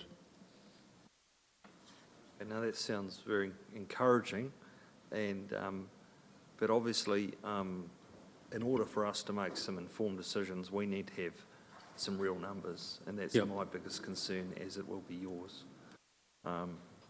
So I'm pleased that perhaps there's a little bit more rigour going into it, but I am concerned we're setting the long-term plan now with numbers which I'm struggling with, and I think we all are, and unfortunately it sets out a capital program of spending based on incorrect information. So as a councillor in this period, I'm concerned the responsibility that we've got, that we were leading our council, and I'm making decisions on information which I'm not comfortable with, which I feel better now that you're acknowledging we're in a spot. So There is one other significant item that's come to the fore in the last 2 days, and that is our district plan. It appears it's under budgeted significantly, but I'm also having a discussion with the CFO, and it will turn to a discussion with the auditors as to whether the district plan should be capitalised, because it is an asset. That asset will last us 10 years, and it's a significant cost. We are borrowing to do it, so therefore the writing off of the asset and the borrowing repayment should actually go together. So we're going to have a crack at pulling that out of the P&L and creating a capital item for the district plan. On that item, taking us back to 2017 or 18, the decision was at the time, for those of us that were here, was to debt fund it. So, and there was allowance of 7 million, I believe, consistent with the original decision, but we'll let you look into that. I'm going to go now to Councillor Piddington, and then, you're sharing the microphone. You work it out between yourselves. Sorry, I just wanted to ask a question about the interest and the budgeting for that, because I get that in the long-term plan in the latter years, we've got to make some massive assumptions, but I don't understand when 75% of our debt is at a fixed rate of interest, how we get it so wrong. That, you know, if on the remaining 25%, if interest rates went up 1%, that would be a $500,000 variance to budget, yet we seem to be several million out. And so, like Councillor Booth, I've been very concerned, but I also get some good reassurance from what you're saying, but that interest is such a massive number that we need to be getting that right as well. So thank you, Councillor Piddington. I don't think Deanna knows the detail of this, but we've had a lot come off fixed rates this year. Yeah. That's what's hit us. I guess I've got a few questions that'll surprise no one. And Nigel, you are giving me confidence, but I'm concerned about the report writing, because 1.4 unfavourable in personnel costs, and the first thing we get for the variance, reason for the variance is unfavourable variances mainly due by organisational restructure. Now, I thought the restructure was to save money. Nowhere in it does it talk what you've talked, capitalisation of projects. So I'm a bit lost. You have one narrative, we're getting the other. I mean, there's more red on this than the Game of Thrones episode I watched last night. I mean, we've actually got to take some steps somewhere to get this. And again, through it, you know, you've got not budgeted rates. One year we must have budgeted rates. Who took them out the following year? There needs to be some accountability around that. I mean, I could go on for ages on that, but I won't. But I do have some questions. Back on page 78.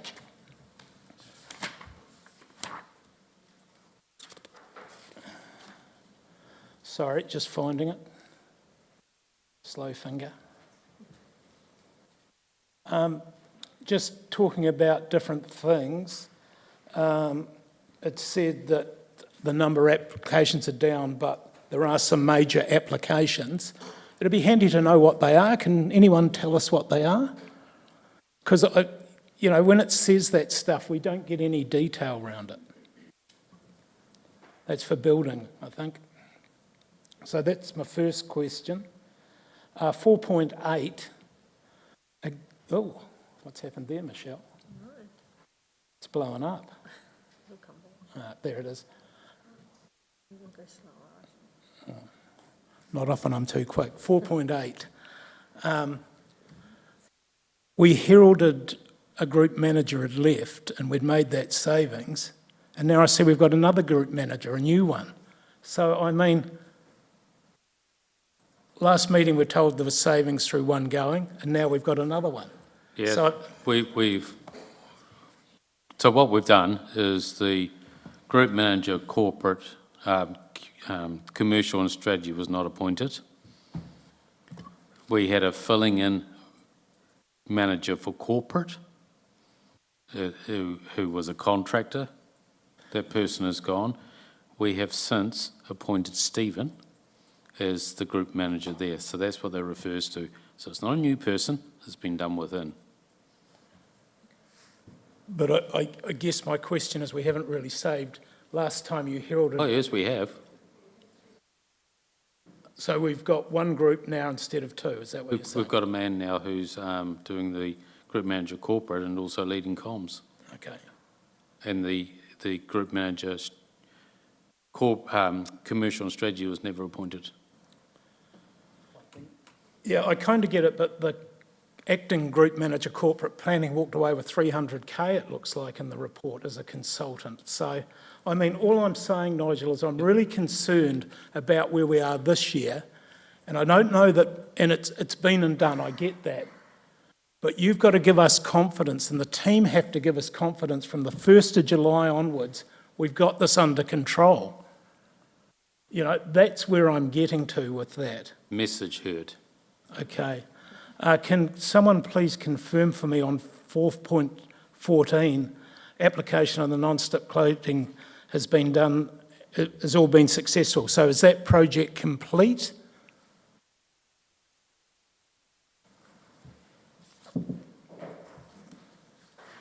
So the non-slip coating has been applied on all portions of Stafford Street and the Piazza.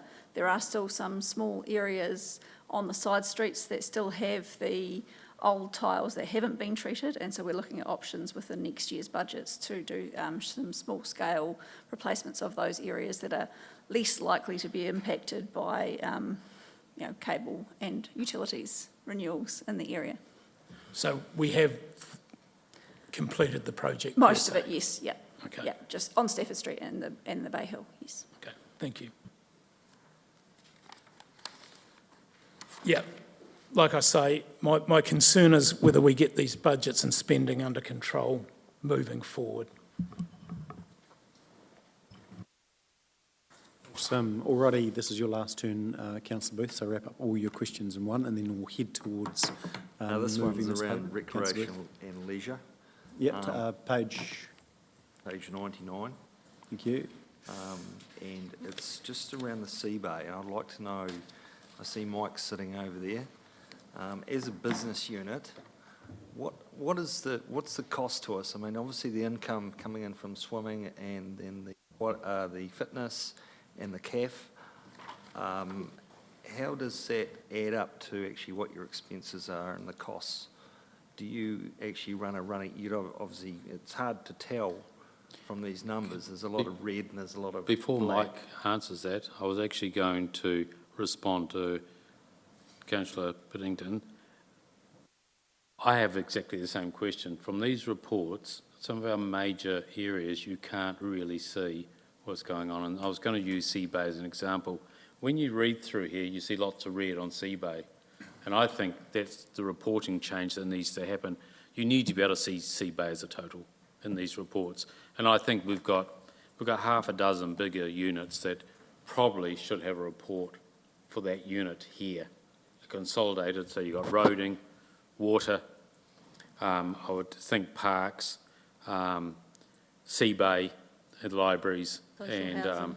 sorry? Social housing. And social housing. If you've seen those as a whole, then a lot of the questions we're asking would actually be abated, because there will be, I know councillors don't like lines moving between each other, but there will be some of that. And, if we're on track with that unit, then, we're on track. And things do come up, like a breakdown at Sea Bay will come up, and that maintenance budget will get blown. But if we can keep it Sea Bay overall within what we're saying, then we're better off. But when you look at this report, and when I read it, I thought, what's happening at Sea Bay? Because it's red everywhere. And while Mike will get the consolidated report, I think it needs to flow through to here. Yep, so currently I'm working with the CFO. We're going to condense our budget lines to make it way easier to explain to you guys. For example, currently we have 12 maintenance budgets at Sea Bay. Sea Bay is Sea Bay. So we're going to consolidate it into one budget, so we can say each month this is what we've spent on. If a big project's happened, we can explain why we spent that much that month. Yeah, same with a lot of the, I think there's 5 or 6 different wage budgets, advertising budgets, so we're just trying to condense it down so it's simpler for us to understand and obviously simpler to explain away. So yeah, and there was a little bit of budgets that weren't set correctly at the start of this financial year that have been hard to answer to. For example, the wages got split. Fitness, for some reason, got a really substantial rise in the wage budget, whereas the swim school got a budget that you physically could not have hit. So we're working through that. I'm actually having another meeting tomorrow to try and just make sure it is all correct for July the 1st and moving forward, monthly report. Then if there is a red, we can explain why, but there shouldn't be as many reds once it's a lot more simplified. It is, I think there's 400 lines in our budgets. So when it gets condensed down, it makes it a lot easier to manage and also a lot easier to explain anything that doesn't look too good. Thank you. And I think another business unit that we talk about and that we can't easily get data from is the airport. So what we have to be really careful is that what elected members and public would generally perceive as a business unit, we need to be along those lines. So then when we have the likes of property helping support the likes of a Seabay is a great example, but the actual budget still stay within Seabay rather than sitting out in property or something like that, because otherwise it's just going to be very, very confusing. Councillor Booth, and then if you move us towards the finish line.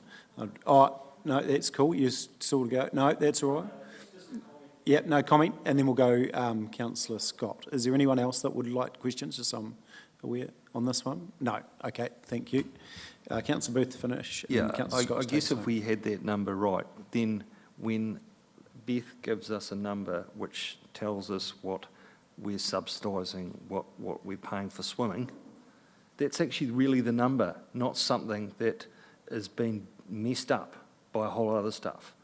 So therefore those numbers were wrong, completely wrong. And so this is how we need to do it, and I'm very pleased to hear that there's going to be some changes.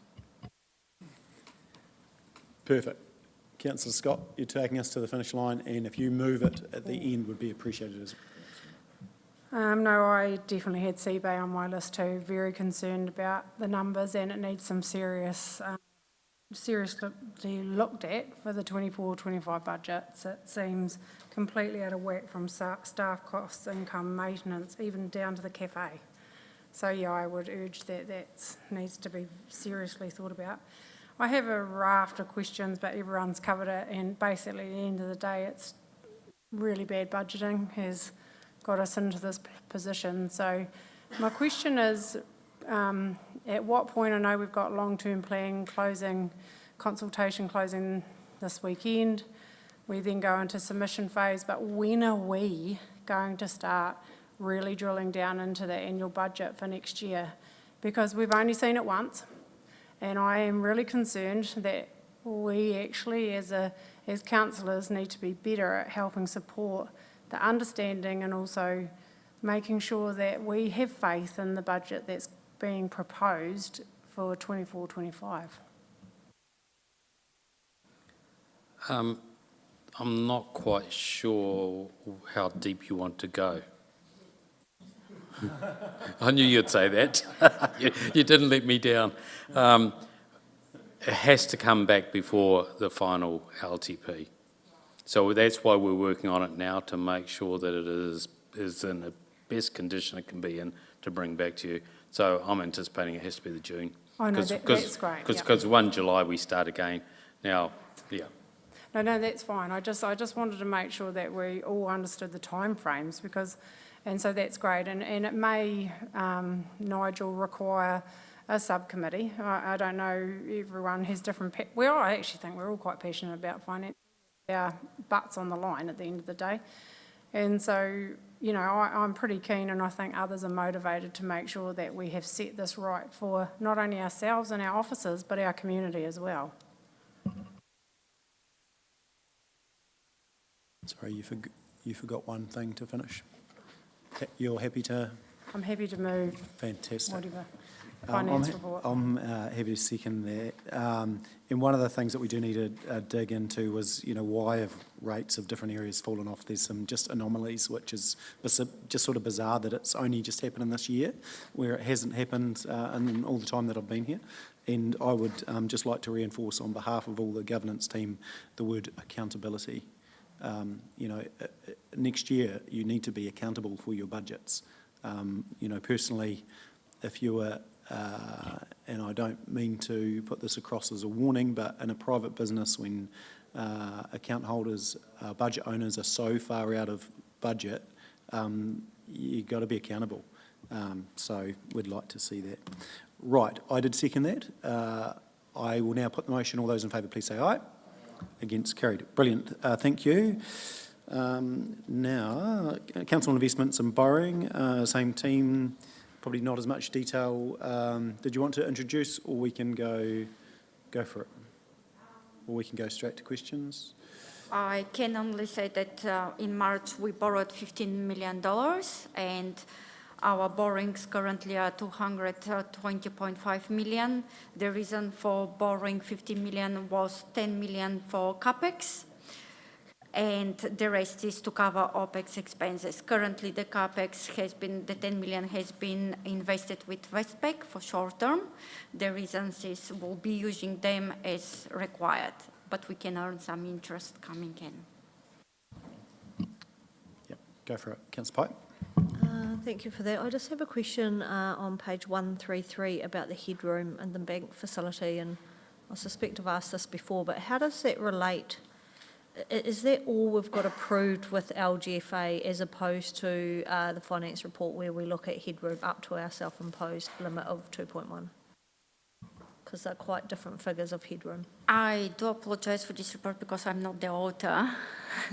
The author is sick today, so I guess it is, but I'm not 100% sure, so I'm really sorry about that. Could you repeat the question so I can? Just saying, page 133, it says that our headroom bank facilities only 5 million, yet, you know, in our finance reports, we talk about a headroom of circa 60 million between what we've got borrowed and the level. That's a different headroom.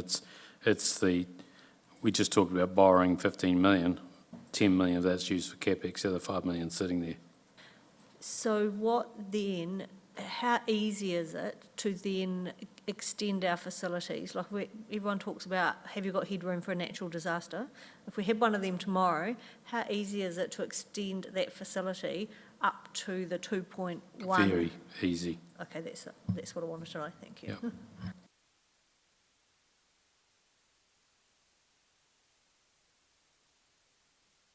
Alrighty. Councillor Barker, want to move that? Fantastic. Councillor Pye, second. Put the motion. All those in favour, please say aye. That's great. Alrighty, we've all been looking forward to this one. 9.8, representation review. Adoption of the initial process. Welcome, Brendan.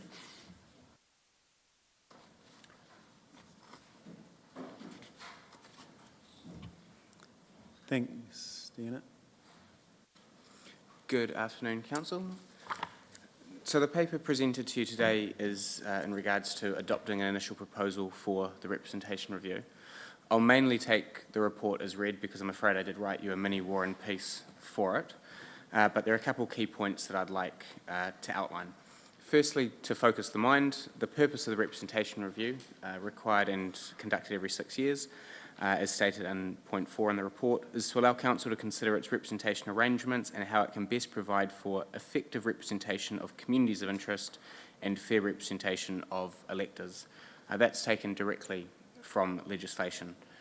So the communities of interest point and fair representation of electors and effective representation are the three key considerations. The levers that Council can effectively pull are firstly the basis for how you're elected, whether by ward, at large or a combination, the total number of councillors, and if there are wards, the numbers elected per ward, the names and boundaries of each ward, and then also whether you have community boards. If you have community boards, then you need to apply the same considerations to those as well. As you might recall through the 3 workshops that have been held since August last year, the first key factor to consider is the communities of interest. Whilst there isn't a tidy definition for these are effectively what you might consider to be distinct groupings of people within the district that you feel require or can be defined and require effectively guaranteed representation at the council level. If you didn't believe that there were distinct communities of interest, i.e. someone in Timaru was exactly the same as someone in Rangitata versus Geraldine, etc., and that they didn't therefore require different types of councillors to represent them in order to be effectively represented, then you'd be looking more at an at-large model. So the first consideration and the first question I'll put to you shortly needs to be around those communities of interest. Secondly, you then look at how you effectively represent those communities of interest, and that's through the number of councillors that you have, whether you have a ward system and the like. And then thirdly, you look at fair representation, which is if you have a ward system, ensuring that roughly within a plus or minus 10% threshold, there's the same per capita number of councillors per residence, so that someone in Geraldine's vote, for instance, effectively carries the same weight as someone's vote in Timaru under the current ward system. As you'll probably recall, the current arrangements, the ones set 6 years ago, are outside, based on current changing population since then, are outside that plus or minus 10% threshold, so that requires council to make a decision either to amend slightly to comply, or alternatively, if council believes that the existing arrangements are correct, to seek a determination from the Local Government Commission to endorse an exception. And we can discuss that if desired. The final thing I'll note, I suppose, before just going through some of those key questions, would be that at this stage, obviously we're looking to put out an initial proposal which needs to be resolved no later than the 31st of July, so we do have a little bit of time up our sleeve if council desires any additional work to be done on this and doesn't feel that it's able to adopt an initial proposal today. You are able to use the initial proposal as a mechanism for additional feedback from the community, i.e. you can, as per any draft that's put to the community that you send out for consultation, you are able to use the submissions to make changes for the final proposal, noting that at the end of adopting a final proposal, there is an appeal and/or objection period. So if you were to make changes from your initial proposal, from the final proposal compared to the initial proposal, then it would open the door for a wider group of people to appeal that. If you made no changes between the initial proposal and the final proposal, it could only be anyone who submitted on the initial proposal that would be able to object. And then it would go to the LGC to make a determination. I hope that makes sense. Fantastic. Thanks, Brendan. Questions? And then we'll get to an option. Councillor Burt first. Thank you. Isn't it true that we've had that variation and change of threshold and applied before and was successful? Whether Timaru districts had an exemption before? Yes. Not to my knowledge. I have only looked at the past, I think, 2 representation reviews. Yeah. In a previous workshop, there was a list of exemptions that have been applied for, I think it was the last 6 or 7 years. Timaru wasn't on that list. Like I say, I haven't looked beyond that.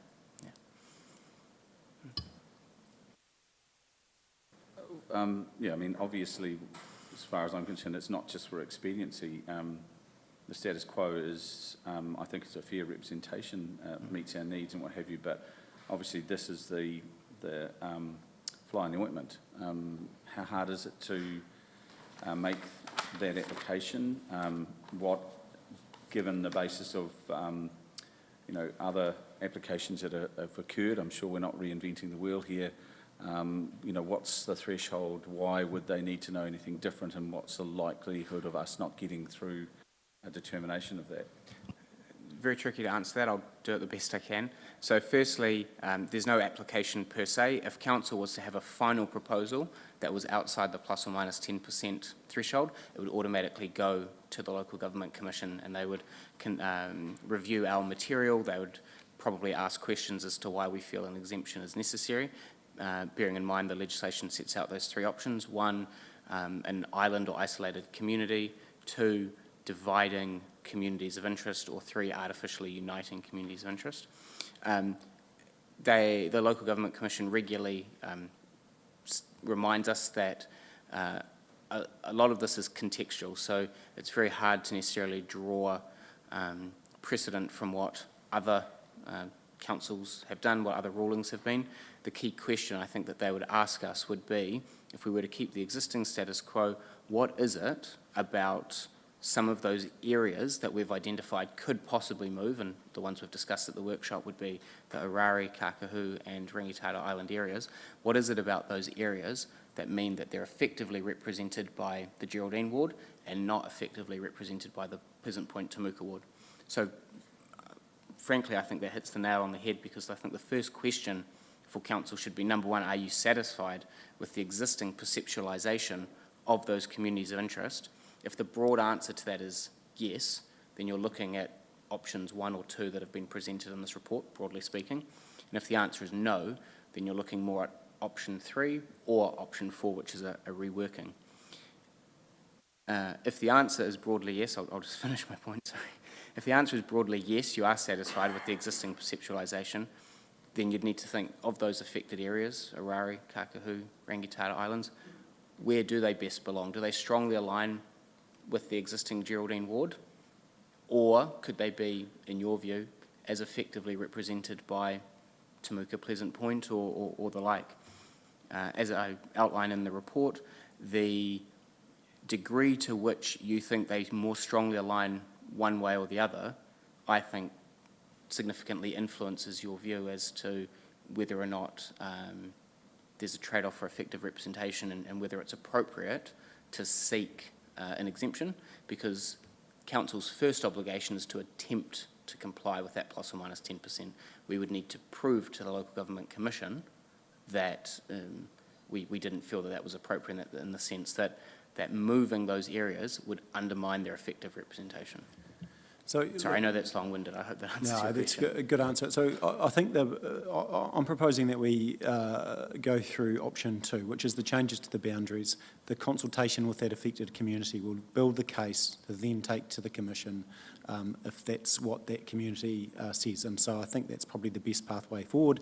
We've tried to work within the rules and thereby our consultation with that community will say whether or not we apply. So I think we've got to go through that process and talk to that community anyway. So that would be my approach. But Councillor Shannon, and then and we'll take Councillor Oliver at the same time if you like. Thank you, Mayor. I disagree. I think at the heart of what we do here, and the people that when you decided to create the ward system as it is now, which I think is quite brilliant, and thinking about democracy and where it does start, it actually starts at the very local community board level. And if you start at your community boards and who they represent, that tells you precisely where people feel aligned. And from there, when we start talking about moving numbers, and these particular numbers, where they may only be, it was about 500 in Temuka, 600 or 700 in Geraldine, what do we understand already to be the margin of error for the last census data? It's already been proclaimed as being an absolute disaster. So, to me, they would need to come back to us and prove why this, the existing option 1 is not correct, not the other way around, because representation to me, and I think to the communities, is not about numbers. It is about where people feel aligned and how they want to be represented.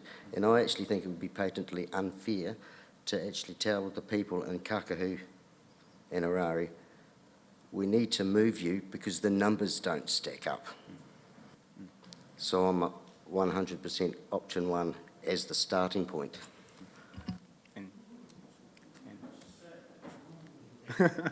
Councillor Oliver, Councillor Piddington, and then we'll go down. I'll surprise myself. I'm an outlier. I like option 3, divided by the Openham River. Because, I mean, we talk about this. Look how big the Waitaki electorate is for, for the government, how far it stretches. We're no longer in a horse and cart. I'd people to challenge me for Point. There's no secondary school. They come into town for sport. Most of them shop in town.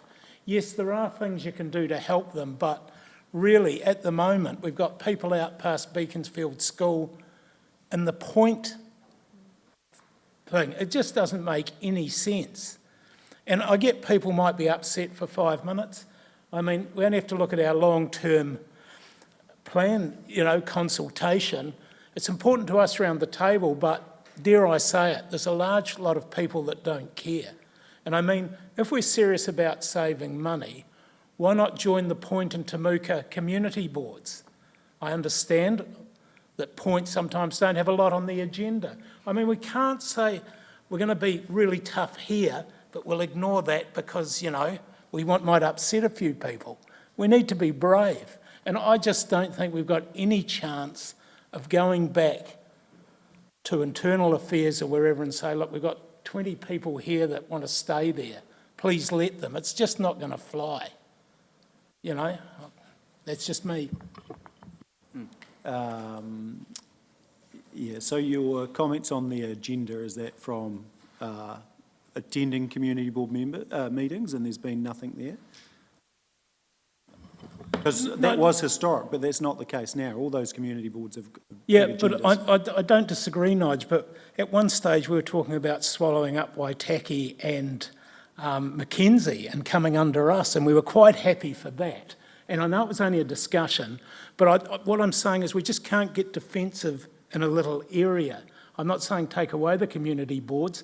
Maybe they merge to save us some money, you know, because they're both small communities. How far apart are they, Gav?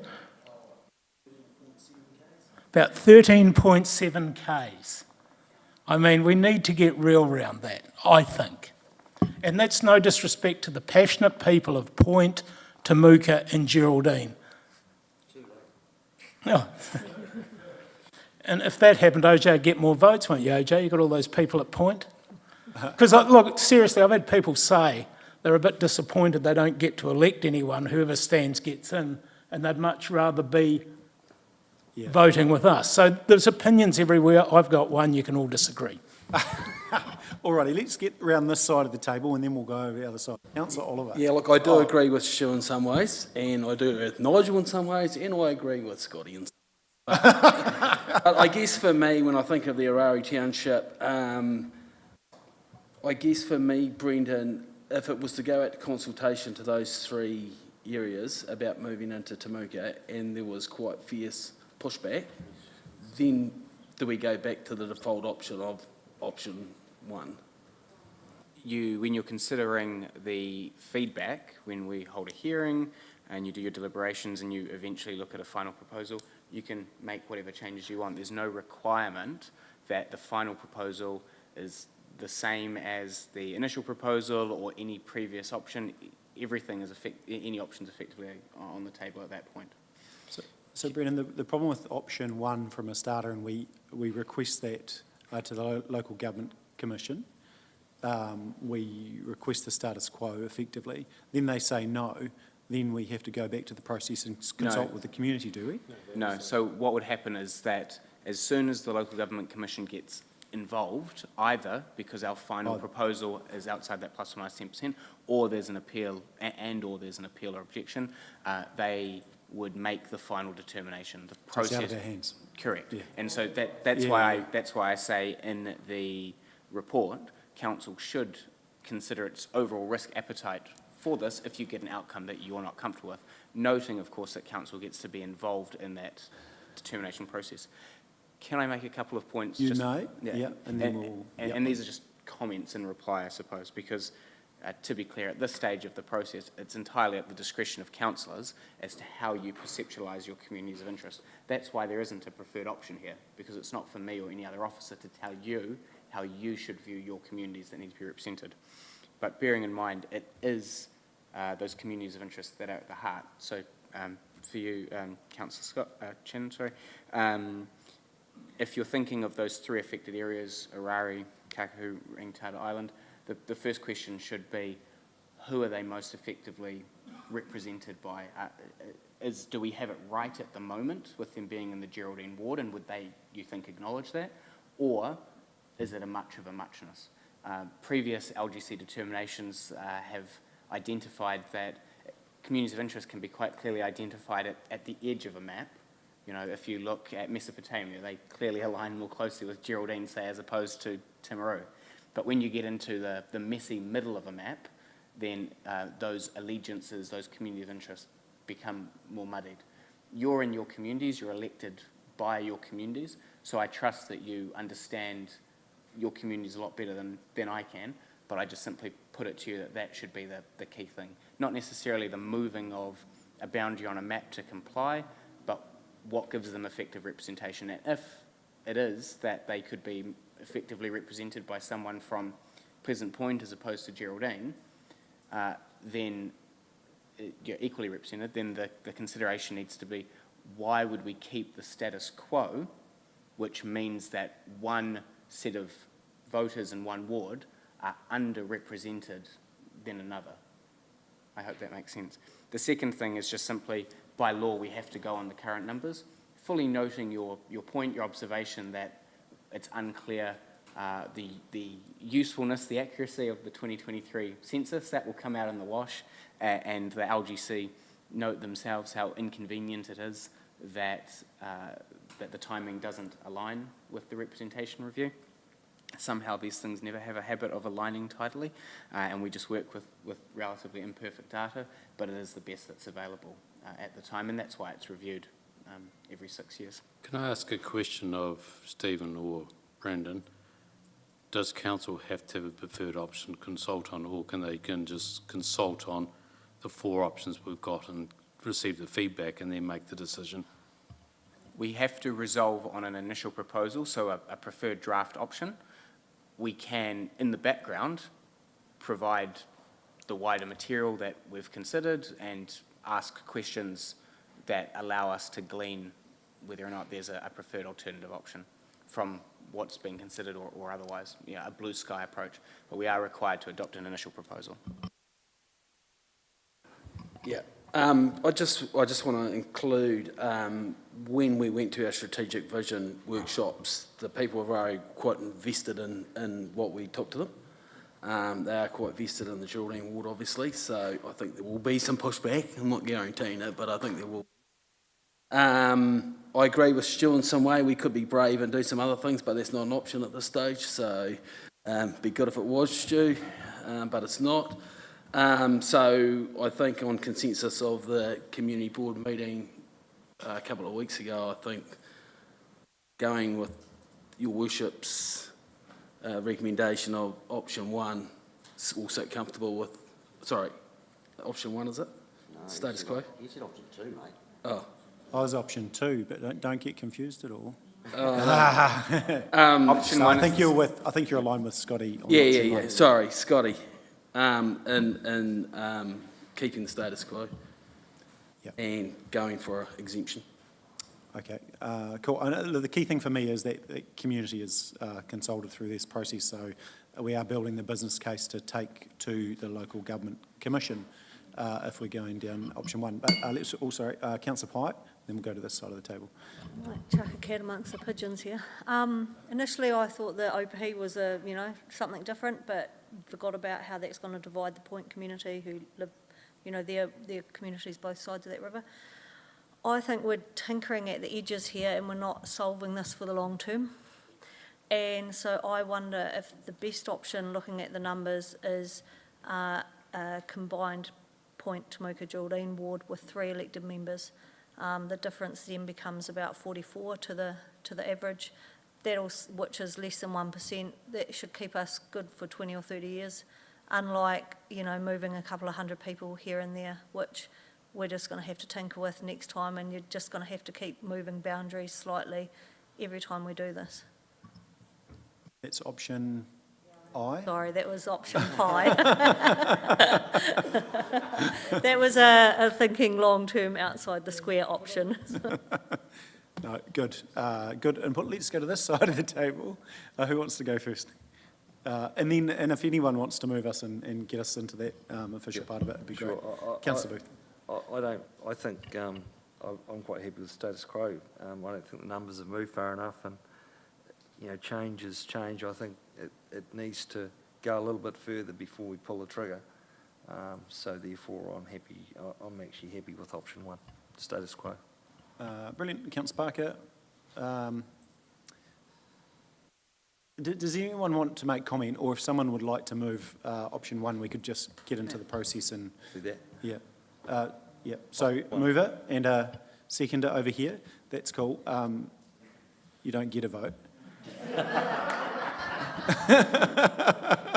Sorry, Something to say? I'm not trying to vote. I was just seeking to make a quick comment, which is in relation to option 1, the Local Government Commission has just asked me to say if Council is discussing or looks to resolve option 1, if it could be noted through the discussion the reasons why you believe that those areas so closely align with Geraldine that that exemption might be necessary to help them, you know, presumably if an exemption is sought. So if that could be a key focus of the discussion. Yeah, perfect. And I think some of that's come out with Councillor Oliver. So now we'll go to Councillor Burt, and you get to speak for or against the motion. Yeah, no, I can see why we'd want to go to one. That was my original one, but I do think if there was a caveat in there just to do some consultation to get a feel so that it supports a claim that is likely to come back to us and so that we justify going for one if the figures are that, you know, skew work.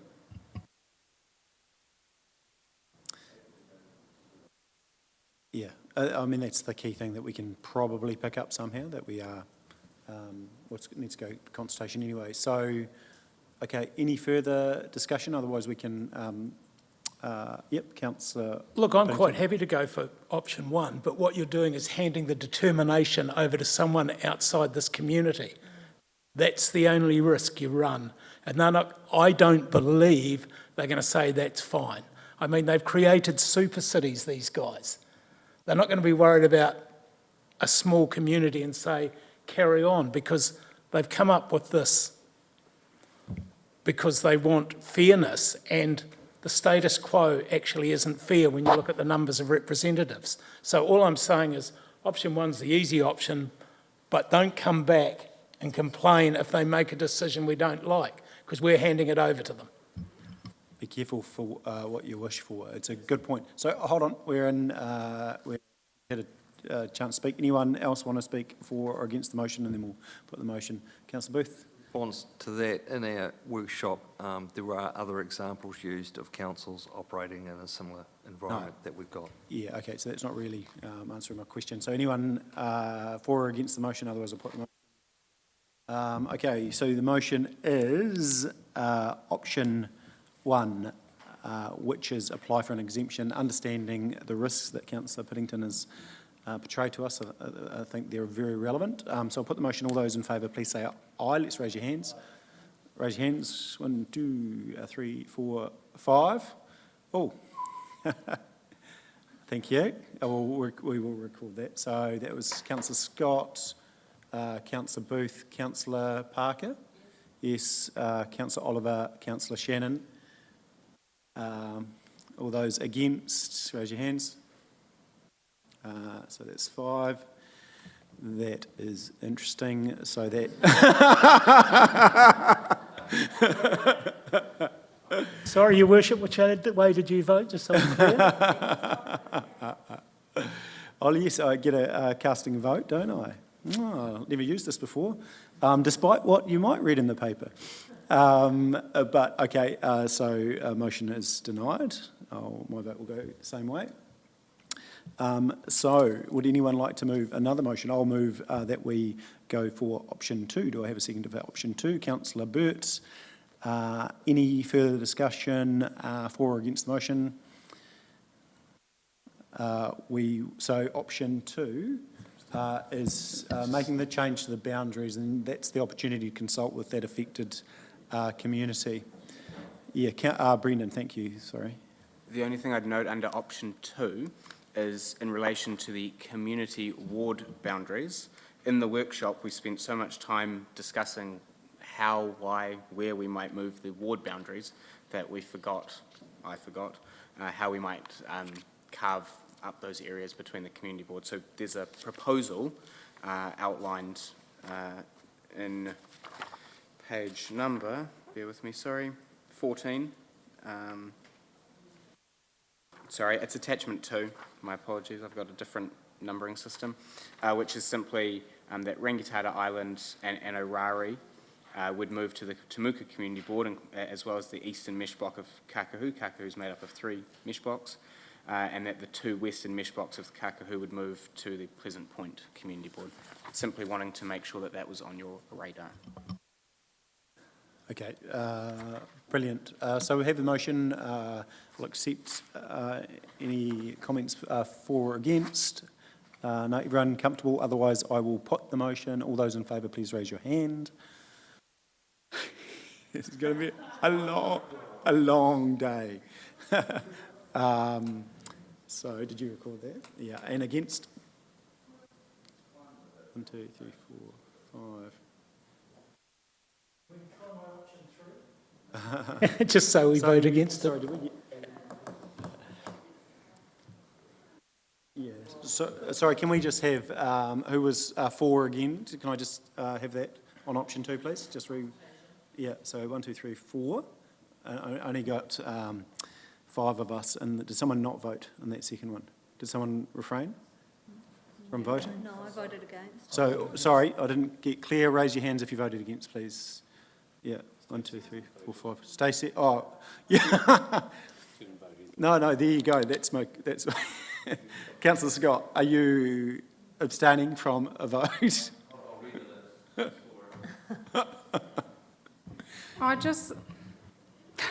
I'm confused what? Oh shit, that was really loud. I'm really confused about what Councillor Pye and Councillor Piddington are trying to do, because you haven't voted for anything. So what do you want? There's still option 3. That's what you want? And another option. I What just was your feel option like, again? I feel like we're just tinkering. If we're going to do this, I want to do it properly. And if we are going to go out for consultation and we're tinkering around a couple of hundred people, we're not going to get very good feedback. If we go out with something a bit bolder that might solve this for 10 or 20 years, we will definitely get the feedback we're looking for all parts of the community, rather than just a couple of hundred people that might live in Arari or Rangitata. So that's your option 3? Or you, Not what's sold your on option 3, but option 3, Okay, I'd look, prefer so we option will 3. What's your just- mixed model then? We will just come back into line. So we did have the vote on the table. So yeah, whether you're tinkering, and the wonderful thing about this, we get it to review it every 6 years, and there'll be another democracy into the future that will review it and have their own opinions. And I mean, if you want real feedback, option 3 kind of gives it to you, because the people of Point will say yes or no, and that will give you real feedback. Whereas I'm with Michelle, we're tinkering, saving people for here or there. And if we look to the future, we might be pleasantly surprised. I don't know. But otherwise, I think we are tinkering, and you'll have the people that Gavin's highlighted all right in, and we'll be no further ahead, because the rest won't care because it doesn't affect them. No. So if we're going to be brave and look forward, option 3 is the answer. Option 1 to me is being brave.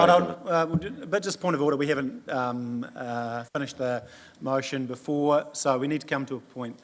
Councillor Scott, are you abstaining, or are you voting for or against, please?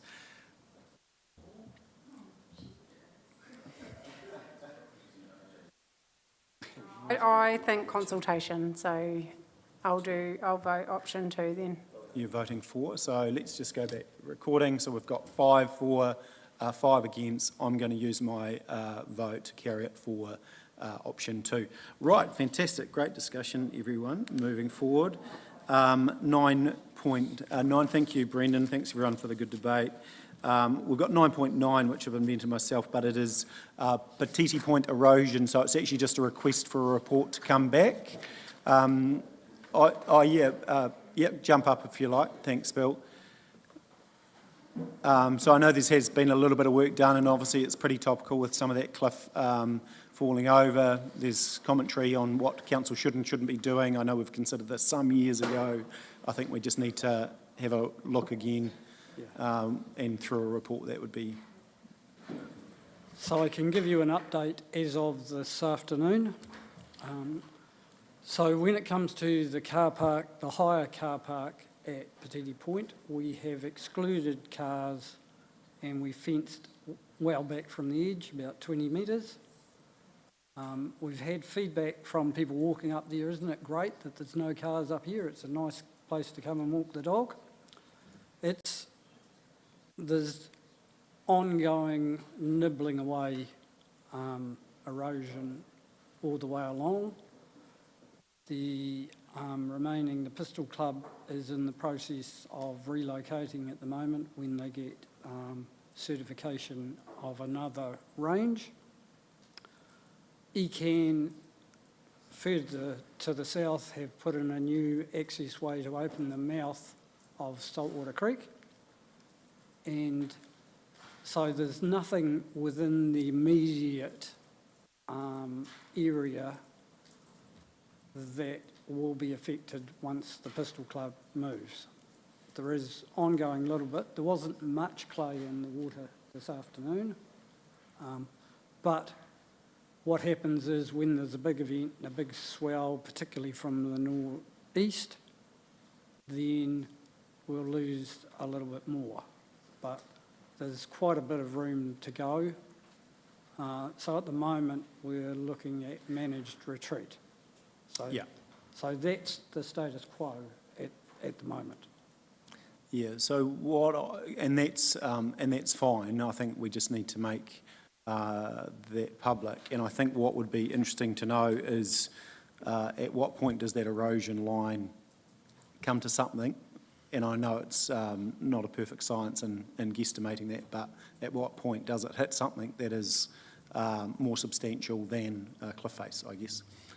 Because there's a lot of people out there commenting what's council going to do, and they've always done that, and our view has always been there's no core infrastructure in the asset, in the cliff face. Why do anything? It is just managing it and monitoring, if you like. So yeah, I think it would be of value just to there again, so we can a report, so we can there again communicate to the community. This is our approach until a point.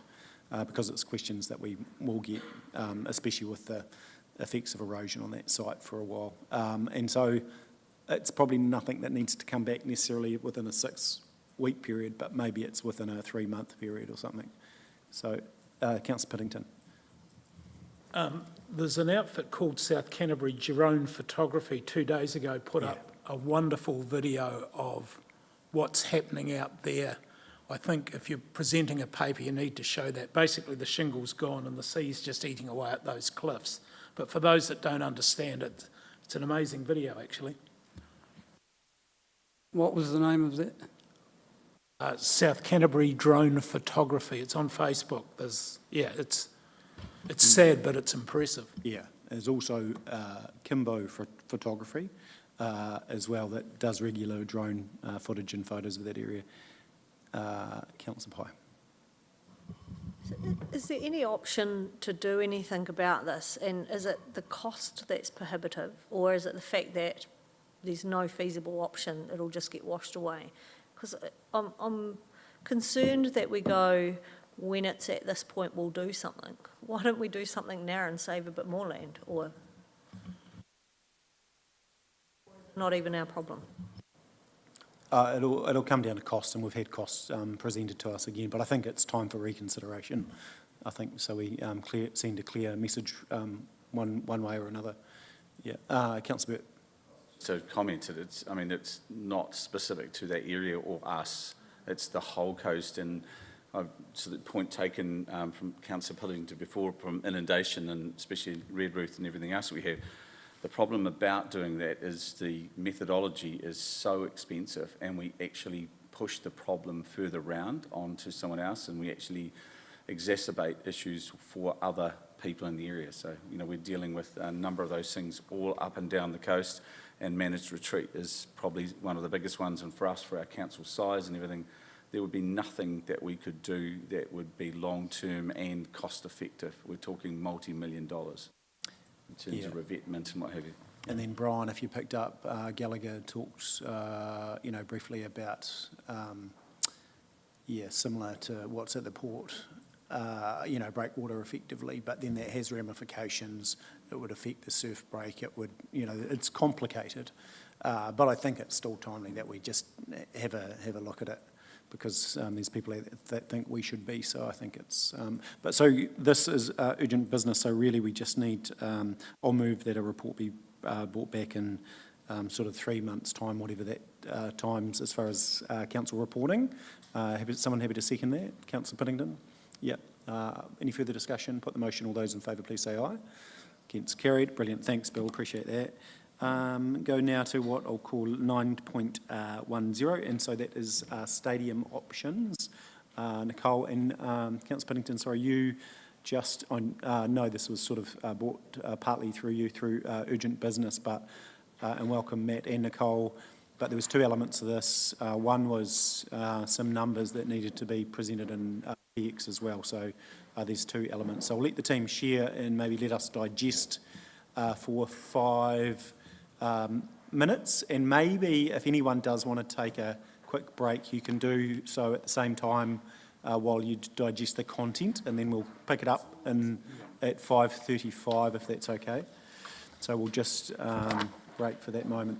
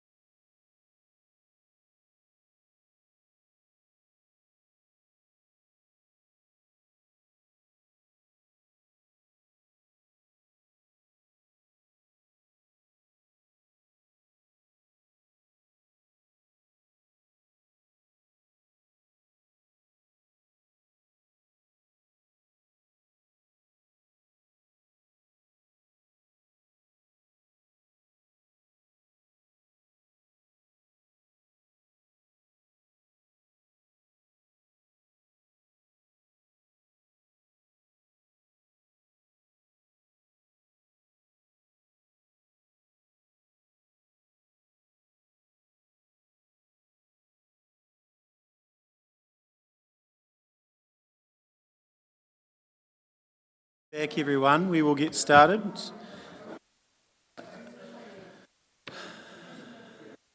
Okay, we'll kick straight in. So I've just got some apologies. Both Councillor Jackson and Councillor Shannon had to leave to other appointments, but I welcome the team. Does anyone, or they'll be able to speak to this anyway, so I'll pass over to the team to. Thank you. Thank you very much, Your Worship and councillors. Now, we've been working quite hard to get the RFP together for the two options that were on the table for the stadium. And after a couple of conversations with some stakeholders, and then also we did some geotech works on site, which we found in the area where the new stadium is proposed to be, we've actually got infill to quite a large extent, which means we've got some costs for civil works that may not have anticipated in that first tranche of numbers that came through for option one. So we've gone back and investigated those numbers and interpreted the geotech works within option one. We've then interpreted them into what was option two, which came through in February. But in the meantime, we also had some discussions around something lightweight because of the issues with the civils, and it could be quite expensive if we had to actually dig out some of the infill that's there and before we even get out of the ground. So we just wanted to make sure that as we thought through a lighter option and thought about the Aorangi Park, we wanted to come to the table with a further option, which is a take it or leave it. We're ready to go out to RFP, but now it's time to have that discussion with all of you. We've just had some further information that's come through. So apologies for the sort of rush to get it to the table, but I did actually discuss this with the Mayor and our Chief Executive. I'm comfortable that we come forward. We have had these numbers done for us via QS, and as I said, we're ready really now to start to push out with an RFP, depending on the feedback we get from you. So I'm just going to hand over to Matt, who will just briefly talk through the three options, and then anything from Beth, and then very happy to open up the floor. Just before Matt does that, we've got to remember this is about Aorangi Park, not necessarily just a stadium. So this is about trying to make sure we get the most for our budget. Thank you. So I'll briefly go through what we've got here. Stadium option one, total projected cost estimate, 24.7 million. That's construction of a 10-court stadium based on the design from Christchurch, I understand, and then putting asphalt courts back in the place of a demolished existing stadium. In all fairness, and you'll see this come up later on, you'll understand why it's in here, but repaint of the netball centre and new hockey changing sheds with toilets positioned beside the number one hockey turf. That's effectively what we've got in that cost of 24.7. The pros, we get a new stadium with more indoor courts. The cons, fewer available outdoor courts, no gym, operational staffing requirements because we're a building, legacy issues of concurrent court availability for multiple sports not addressed. So basketball is the only thing booked, that's all that can play. And cost of site geotechnical prep higher than original scope. We move on to option two, which is an addition to, 6-court addition to the existing stadium.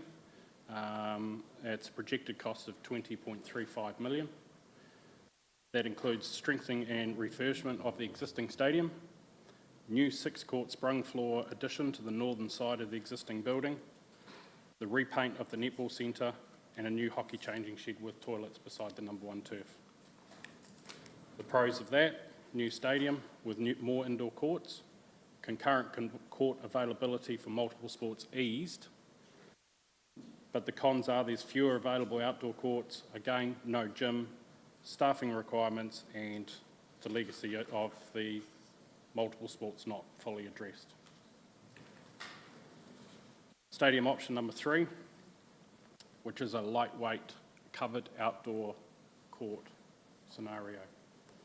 Total projected cost estimate, 18.5 million. Gym is included. repaint of netball centre to integrate with the new outdoor covered courts, and a new hockey changing shed with toilets beside the number 1 turf. The pros for option 3. So we've got 14 covered all-weather courts for all sport disciplines with representative grade surface finish on them all. 3 indoor courts, a gym, improved public flow through all stadium facilities. Portions of court available can be operated without operational staff. It embodies the principles of the Aorangi Park Master Plan, the TDC Spaces and Places Policy, Basketball New Zealand and Netball New Zealand guidelines on courts. It allows multiple sports to use facility at the same time, maximising the stadium operational usage. We can book basketball, netball, futsal, all playing on the same night. We can construct this in 2 parts, minimising the sporting interruption. We could potentially, well, we would build the outdoor covered stadium first and minimise the impact to netball to almost nothing for the season next year. The cons, there are fewer indoor courts and the main outdoor facility is not connected to the main building. And if you flick through, you'll just see some concepts of the hockey turf with its... Sorry, I'll just go back one. Yep. So you'll see the hockey changing sheds there, which addresses some issues that have been relayed to us regarding changing rooms. And it frees up some public toilet space as well. Next one is concept drawing of the cover. Now this is just indicating roof, but the design does include walls. As you can see to that photo there, it's drawing in the netball centre into the facility, so rather than being a building isolated out on its own. So in bringing option 3 to you and adding some of the photographs, what we wanted to do was to give you an option of something lightweight that wouldn't involve the amount of civils for 2 buildings. There is options, as we say, to put covers on the walls of the structure, so we could actually slice and dice those playing surfaces there and create further indoor courts, but not necessarily at the expense of a building. And as we've talked about earlier on, there is an opportunity with the railings to actually close off some of those court areas depending on the surface finishes and allowing public access permanently to some of those open areas as the current netball courts are positioned. So again, this is just an idea we brought to the table. We've got those 3 options there. We're looking for your feedback on this because obviously we would like to go and have a chat to the stakeholders. This is in public, so we'll hit a button and send an email to them a little bit later. If option 1 and option 2, which were the original ones, you want us to proceed with, then those are the ones we'll move forward with. We just wanted to bring you something else that gave you that option of what could be some pretty big civil works because of the geotech that we've found. I think one of the things you missed on, unless it's here, the option 3, those 14 courts would have new surface. Yes, they would. They're new representative grade surface endorsed by Netball New Zealand and... they're a representative court surface endorsed by Basketball New Zealand and Netball New Zealand. Another council is looking at the structure and have been told if they put this surface down, they will get a tactics game. So that's the level it's at. Also, it can actually be laid directly over the current tar seal courts that are there. We don't have to dig anything up. The surface goes straight over the top. So we've got 2 options, one which is a painted surface and then a second one which is more of a sponge type surface that we can have the sports and they can play grade sports on that surface. So again, we wanted to be able to bring those options as opposed to a sprung floor. And the difference in costs is quite significant, yeah. Already, so I mean the key one, because we want to get this to an RFP process, right? So the key questions are, do we want to just do, or do we want to take 1, 2 and 3, isn't it? So we'll have some debate, and bearing in mind that there's further numbers that can be shown in PX, so if you want to get into that detail, we can do that. So take questions now. I'll go to Councillor Booth and we'll go to Councillor Just before you do that, if you like one of them best, I think our preference is to go to the market with one. Because if you go with three, you're going to be, I mean, it's very difficult to manage. It's a long process. 3 options, not option 3.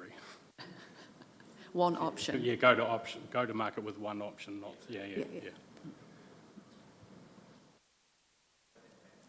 The covered material, what's the lifespan on something like that? So they guarantee it for 25 years. The steel structure is galvanised. They've just been, I've been conversing with 2 companies, and one company said they've gone back to one of the original ones 17 years later, and it's still like brand new once it was washed. What would it cost extra to fill in, say, to protect yourself from the southerly, or easterly, should I say, the 2 sides? Roughly? I don't see it being a huge expense. I can't give you an exact cost at this stage because I've had to be very careful talking to them that what I'm asking of them. Did you just say it's within a number that they've given us? They've given us the options and the material for actually closing in those sides. We could actually look to do it in a more permanent fashion should you choose to take some of those courts and create a more of a building structure around the edges. But they have given us the material. As I said, we can't go in, but it's in the scheme of things and for this, and we can talk about it when we come to the PX, it's quite minimal. And I'm personally of the view that I know that you've talked to firms that, are outside of the area, but I believe we could deliver that locally. Councillor Piddington. I guess a couple of points to make. I'm finding this process really, really frustrating. I've been with a group of stakeholders for 3 years representing the sports at Orangi Park, netball, hockey, basketball. Netball looked at something like this 5 years ago and decided not to do it. Okay, option 1, and I am going to go through it, is my preferred option. 10 brand new courts, no maintenance of old courts. It delivers that group what they wanted, which are representatives of netball, basketball and other sports up there, and hockey are supporting it. Again, it seems to me like I thought the RFP was going out late last year when we voted for it to go on 10 courts. I accept a new CEO comes with a different idea, and now we've handed the project to someone else. We've got another idea. It's getting a wee bit tiresome. Because option 1, the cons, fewer available outdoor courts. The sports have accepted that because netball's moving indoors. No gym. We've had this discussion around it, and we don't need to compete. We've got sea play. Operational staffing requirements. Well, I guess we've got staff there if it's a bigger stadium and we open it a bit more. Yes, there will be staffing requirements, which there will be for anything. I have no idea what legacy of concurrent court availability means, because Netball South Canterbury and Basketball South Canterbury are delighted there'll be 10 courts. There's 3 there at the moment, so it's pretty easy maths. And look, cost of geotechnical prep higher than the original scope. Why don't we put it out to the experts to decide that? Maybe they have a clever way of doing it. My problem with option 2, redoing the stadium, the groups visited every stadium in the South Island. And when we went to Waimak, they said, don't try and redo an old stadium. It'll cost you millions more than you thought. And the roof on that place leaks as it is. So I don't think refitting an old stadium is the best delivery for the council. And option 3, it's just been thrown at me, but it's freezing up there. We have an easterly. Those sides won't be sealed. I'll start with Alan's quote, stop the madness. And I agree totally with the CE. We go option 1, and I urge my fellow councillors to get a costing on a brand new stadium, which is what we've discussed with the public. We had a massive, at the last long-term plan, feedback. They wanted it, and they wanted it to get on with it. Thank you. Alrighty, further discussion? Obviously, you've only just got this. Yeah, Councillor Oliver, thanks. Just a quick question. If we do build a new 10-court stadium, can you drive on it? Because we have quite a few things up there that they can actually drive onto the current floor. And will this be a floor where vehicles could drive on to have like car shows and stuff? Because at Rolleston they have like asphalt on one side and they have some wooden courts on the other side, so they can still have those sorts of things happen.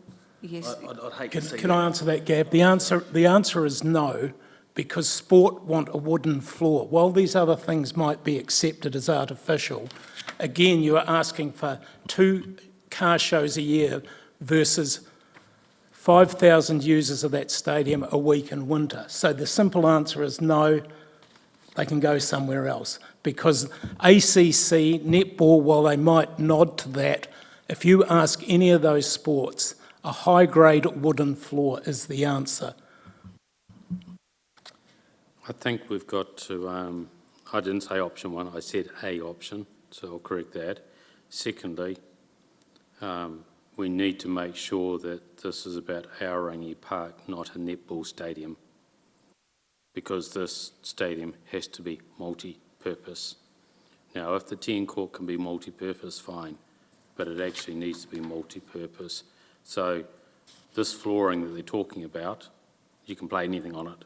You can play hockey on it, you can play soccer on it, you can play basketball on it, you can play netball on it, you can play whatever you want.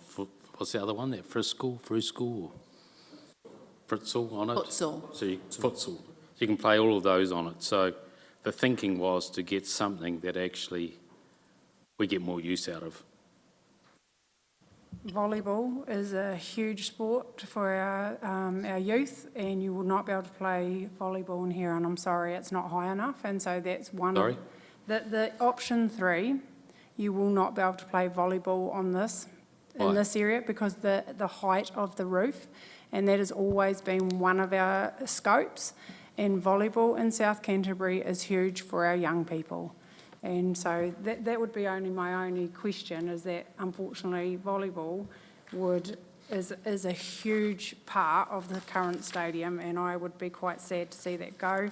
My other concern with this, and I appreciate the work you've done, but I think this would really, I think I go back to what Nigel's saying, it's not a collaborative community feel. You know, we want to be able to, like I think next week, we've got the Korea Expo up at the stadium for our Year 11s across South Canterbury.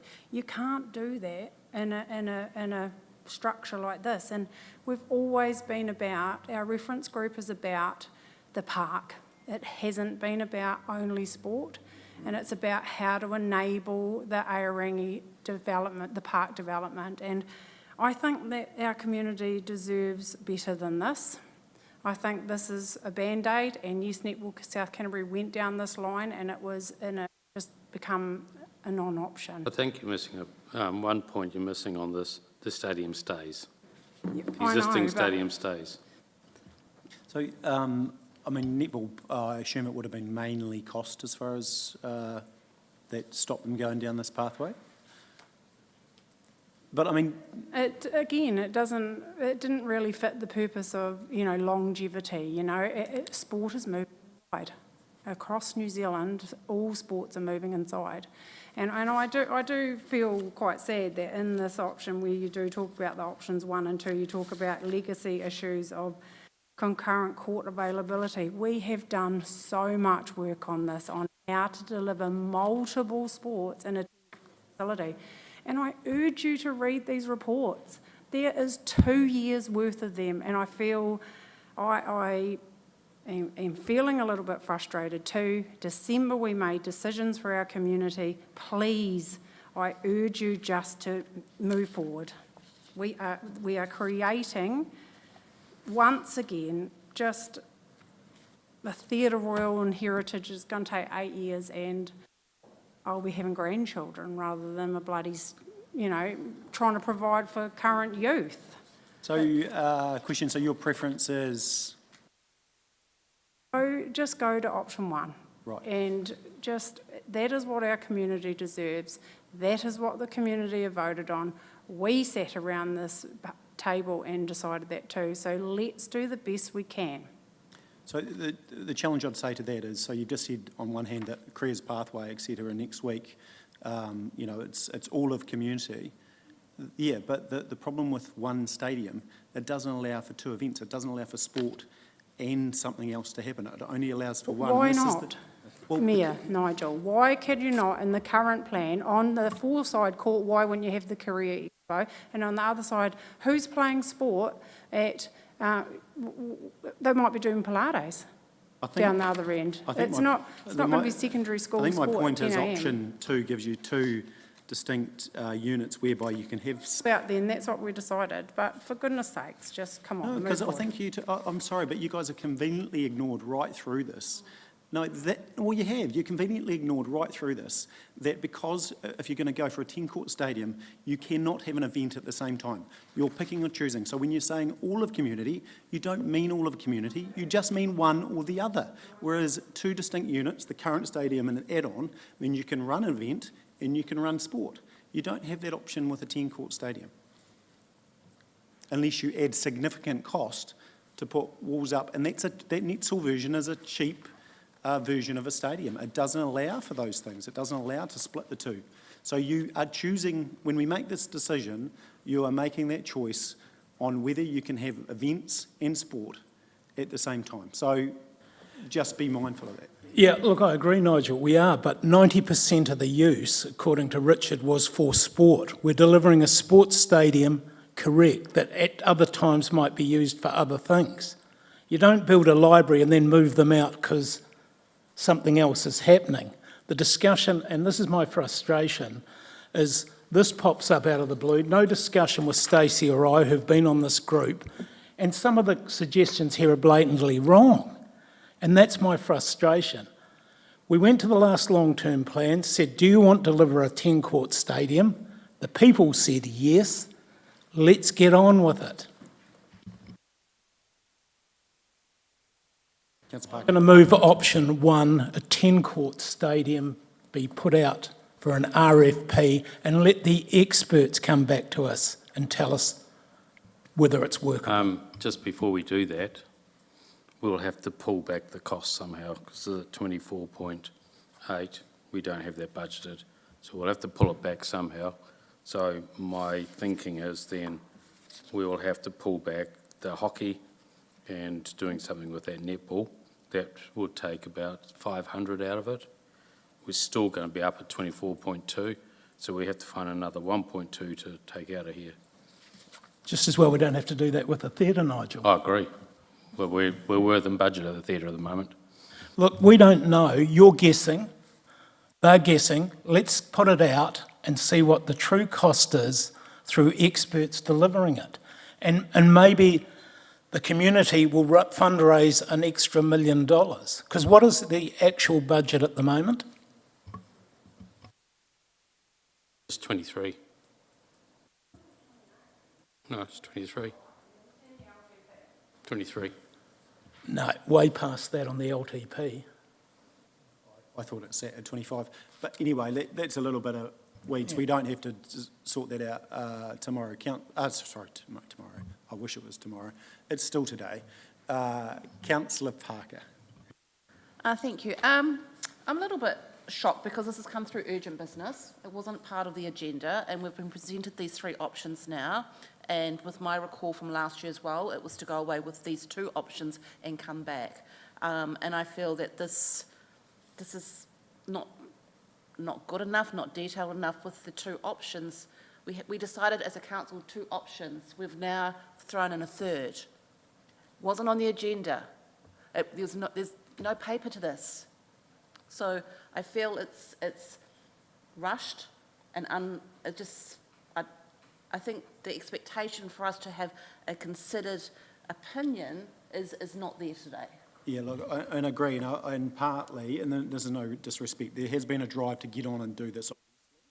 And they've come up with another option, which, if you only do the covering of the courts and don't do the hockey and all those sort of things, and we need to probably go into PX to get into some of those numbers, you save a small fortune. So I think having options around cost savings, I'm pretty sure the community would be on board with that. I agree, but I'm sure the motion was to go away with the option 1 and 2 and bring that back to us. And I don't feel like that's been brought back to us in its entirety and fully. I'll speak to that because there was some urgency. The staff come up with an option that looked a lot more cost effective and covered more. So it was prudent to bring that to council before we go to the market and get external people to spend money on options that may or may not happen. Now, just like the theatre, there's no business case for this, and my biggest fear is that the sports will not be able to afford to operate in a stadium. Their fees that they're currently paying and the fees they will have to pay with the stadium will be significantly increased. And there's a big, major difference in the costs. The current cost of basketball pay versus netball there's 10 times difference.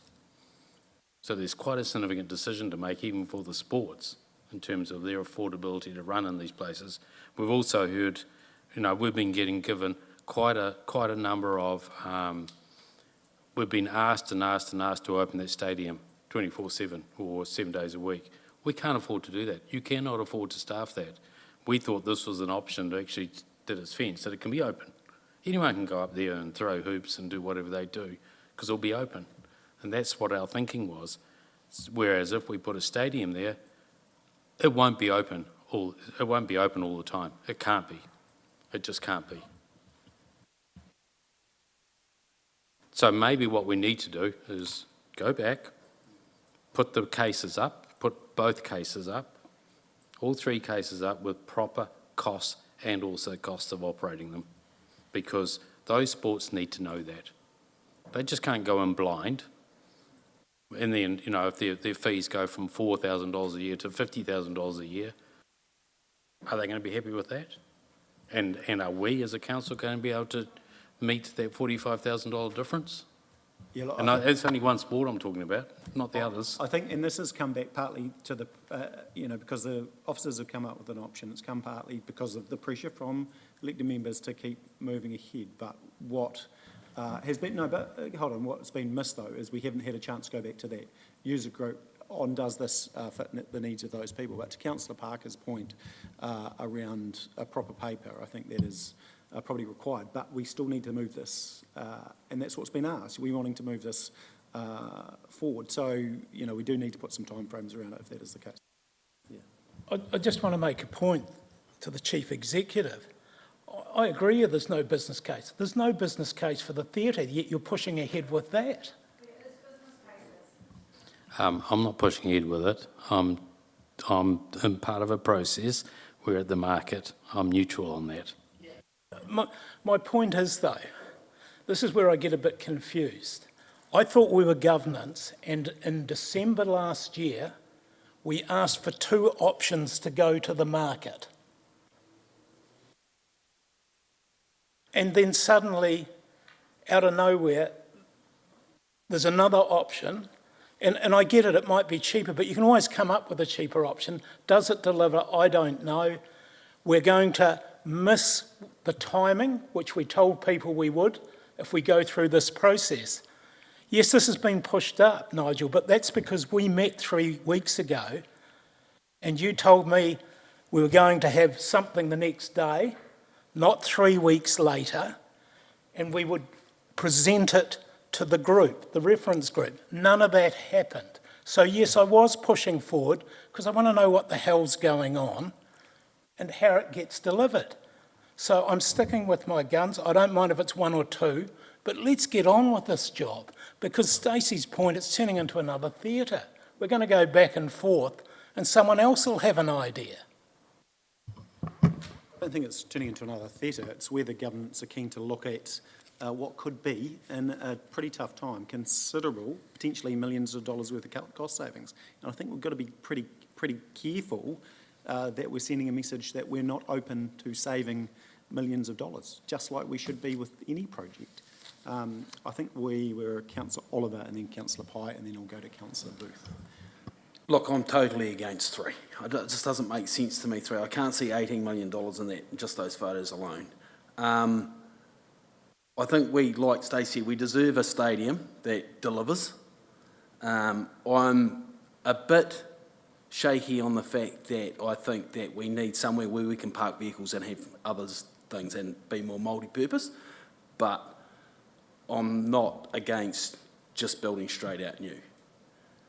So I'm happy with option 1 or 2, probably more 1 than 2, but that's where I'm currently standing at the moment, but definitely not 3. I don't see the savings there of $6 million delivers what the people of South Canterbury want. I think that's the problem though, because we haven't, and some of those numbers, even high level, are still going to be sitting in PX for you to have a look at. So I think what I would suggest is actually we go into PX and have a look at those numbers and then reflect on those, and then we can come back out to further decisions. But we'll go first to Councillor Pye. I was just actually going to say it's all about numbers for me, of course. Yeah, I know. And just rough calculation, option 1, over 50 years, 494,000. Option 3, over 25 years, 740,000. And option 2 is higher again. And so, yes, I'm all for saving money, but we're only going to be saving it in the short term. And I think we need to think long term about this.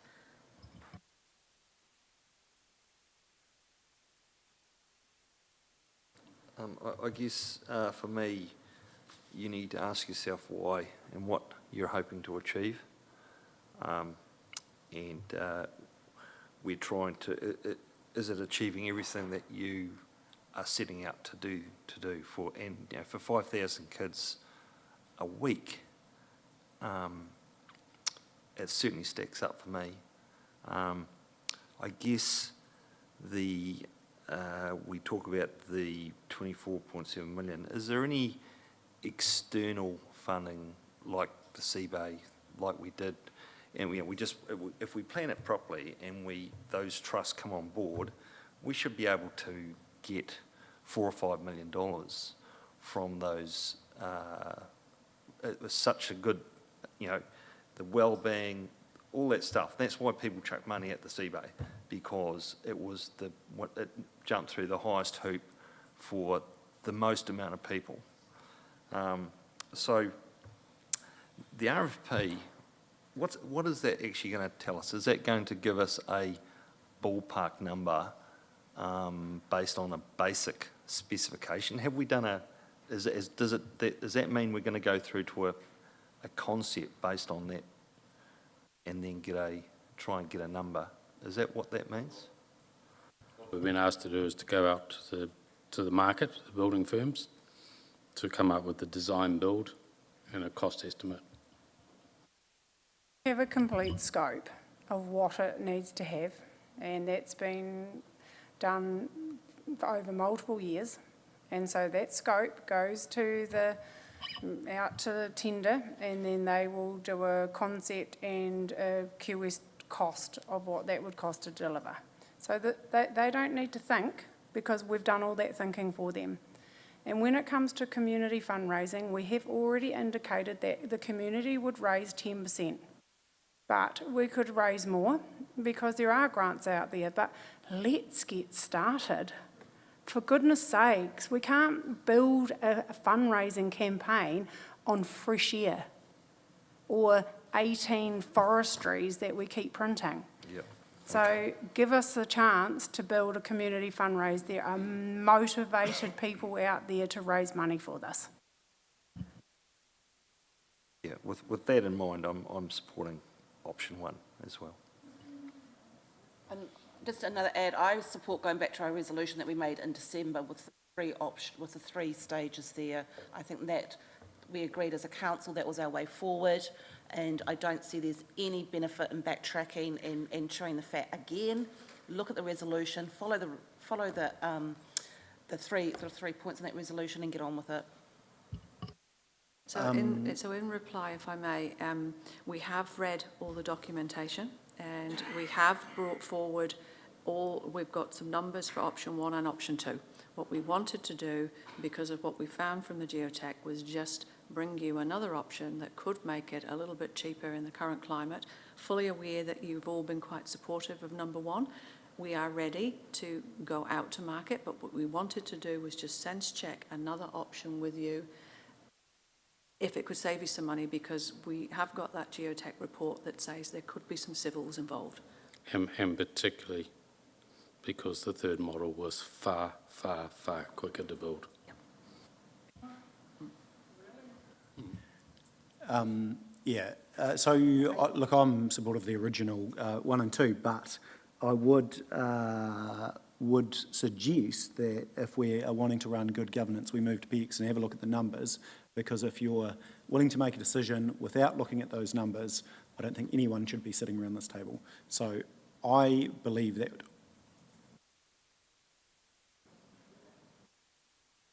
Just before we go on PX, that number takes into Michelle's point that the plastic one only lasts 25 years against a stadium that's 50, so we would have to recover it at some stage and do those other things. I'm just making... I'm not...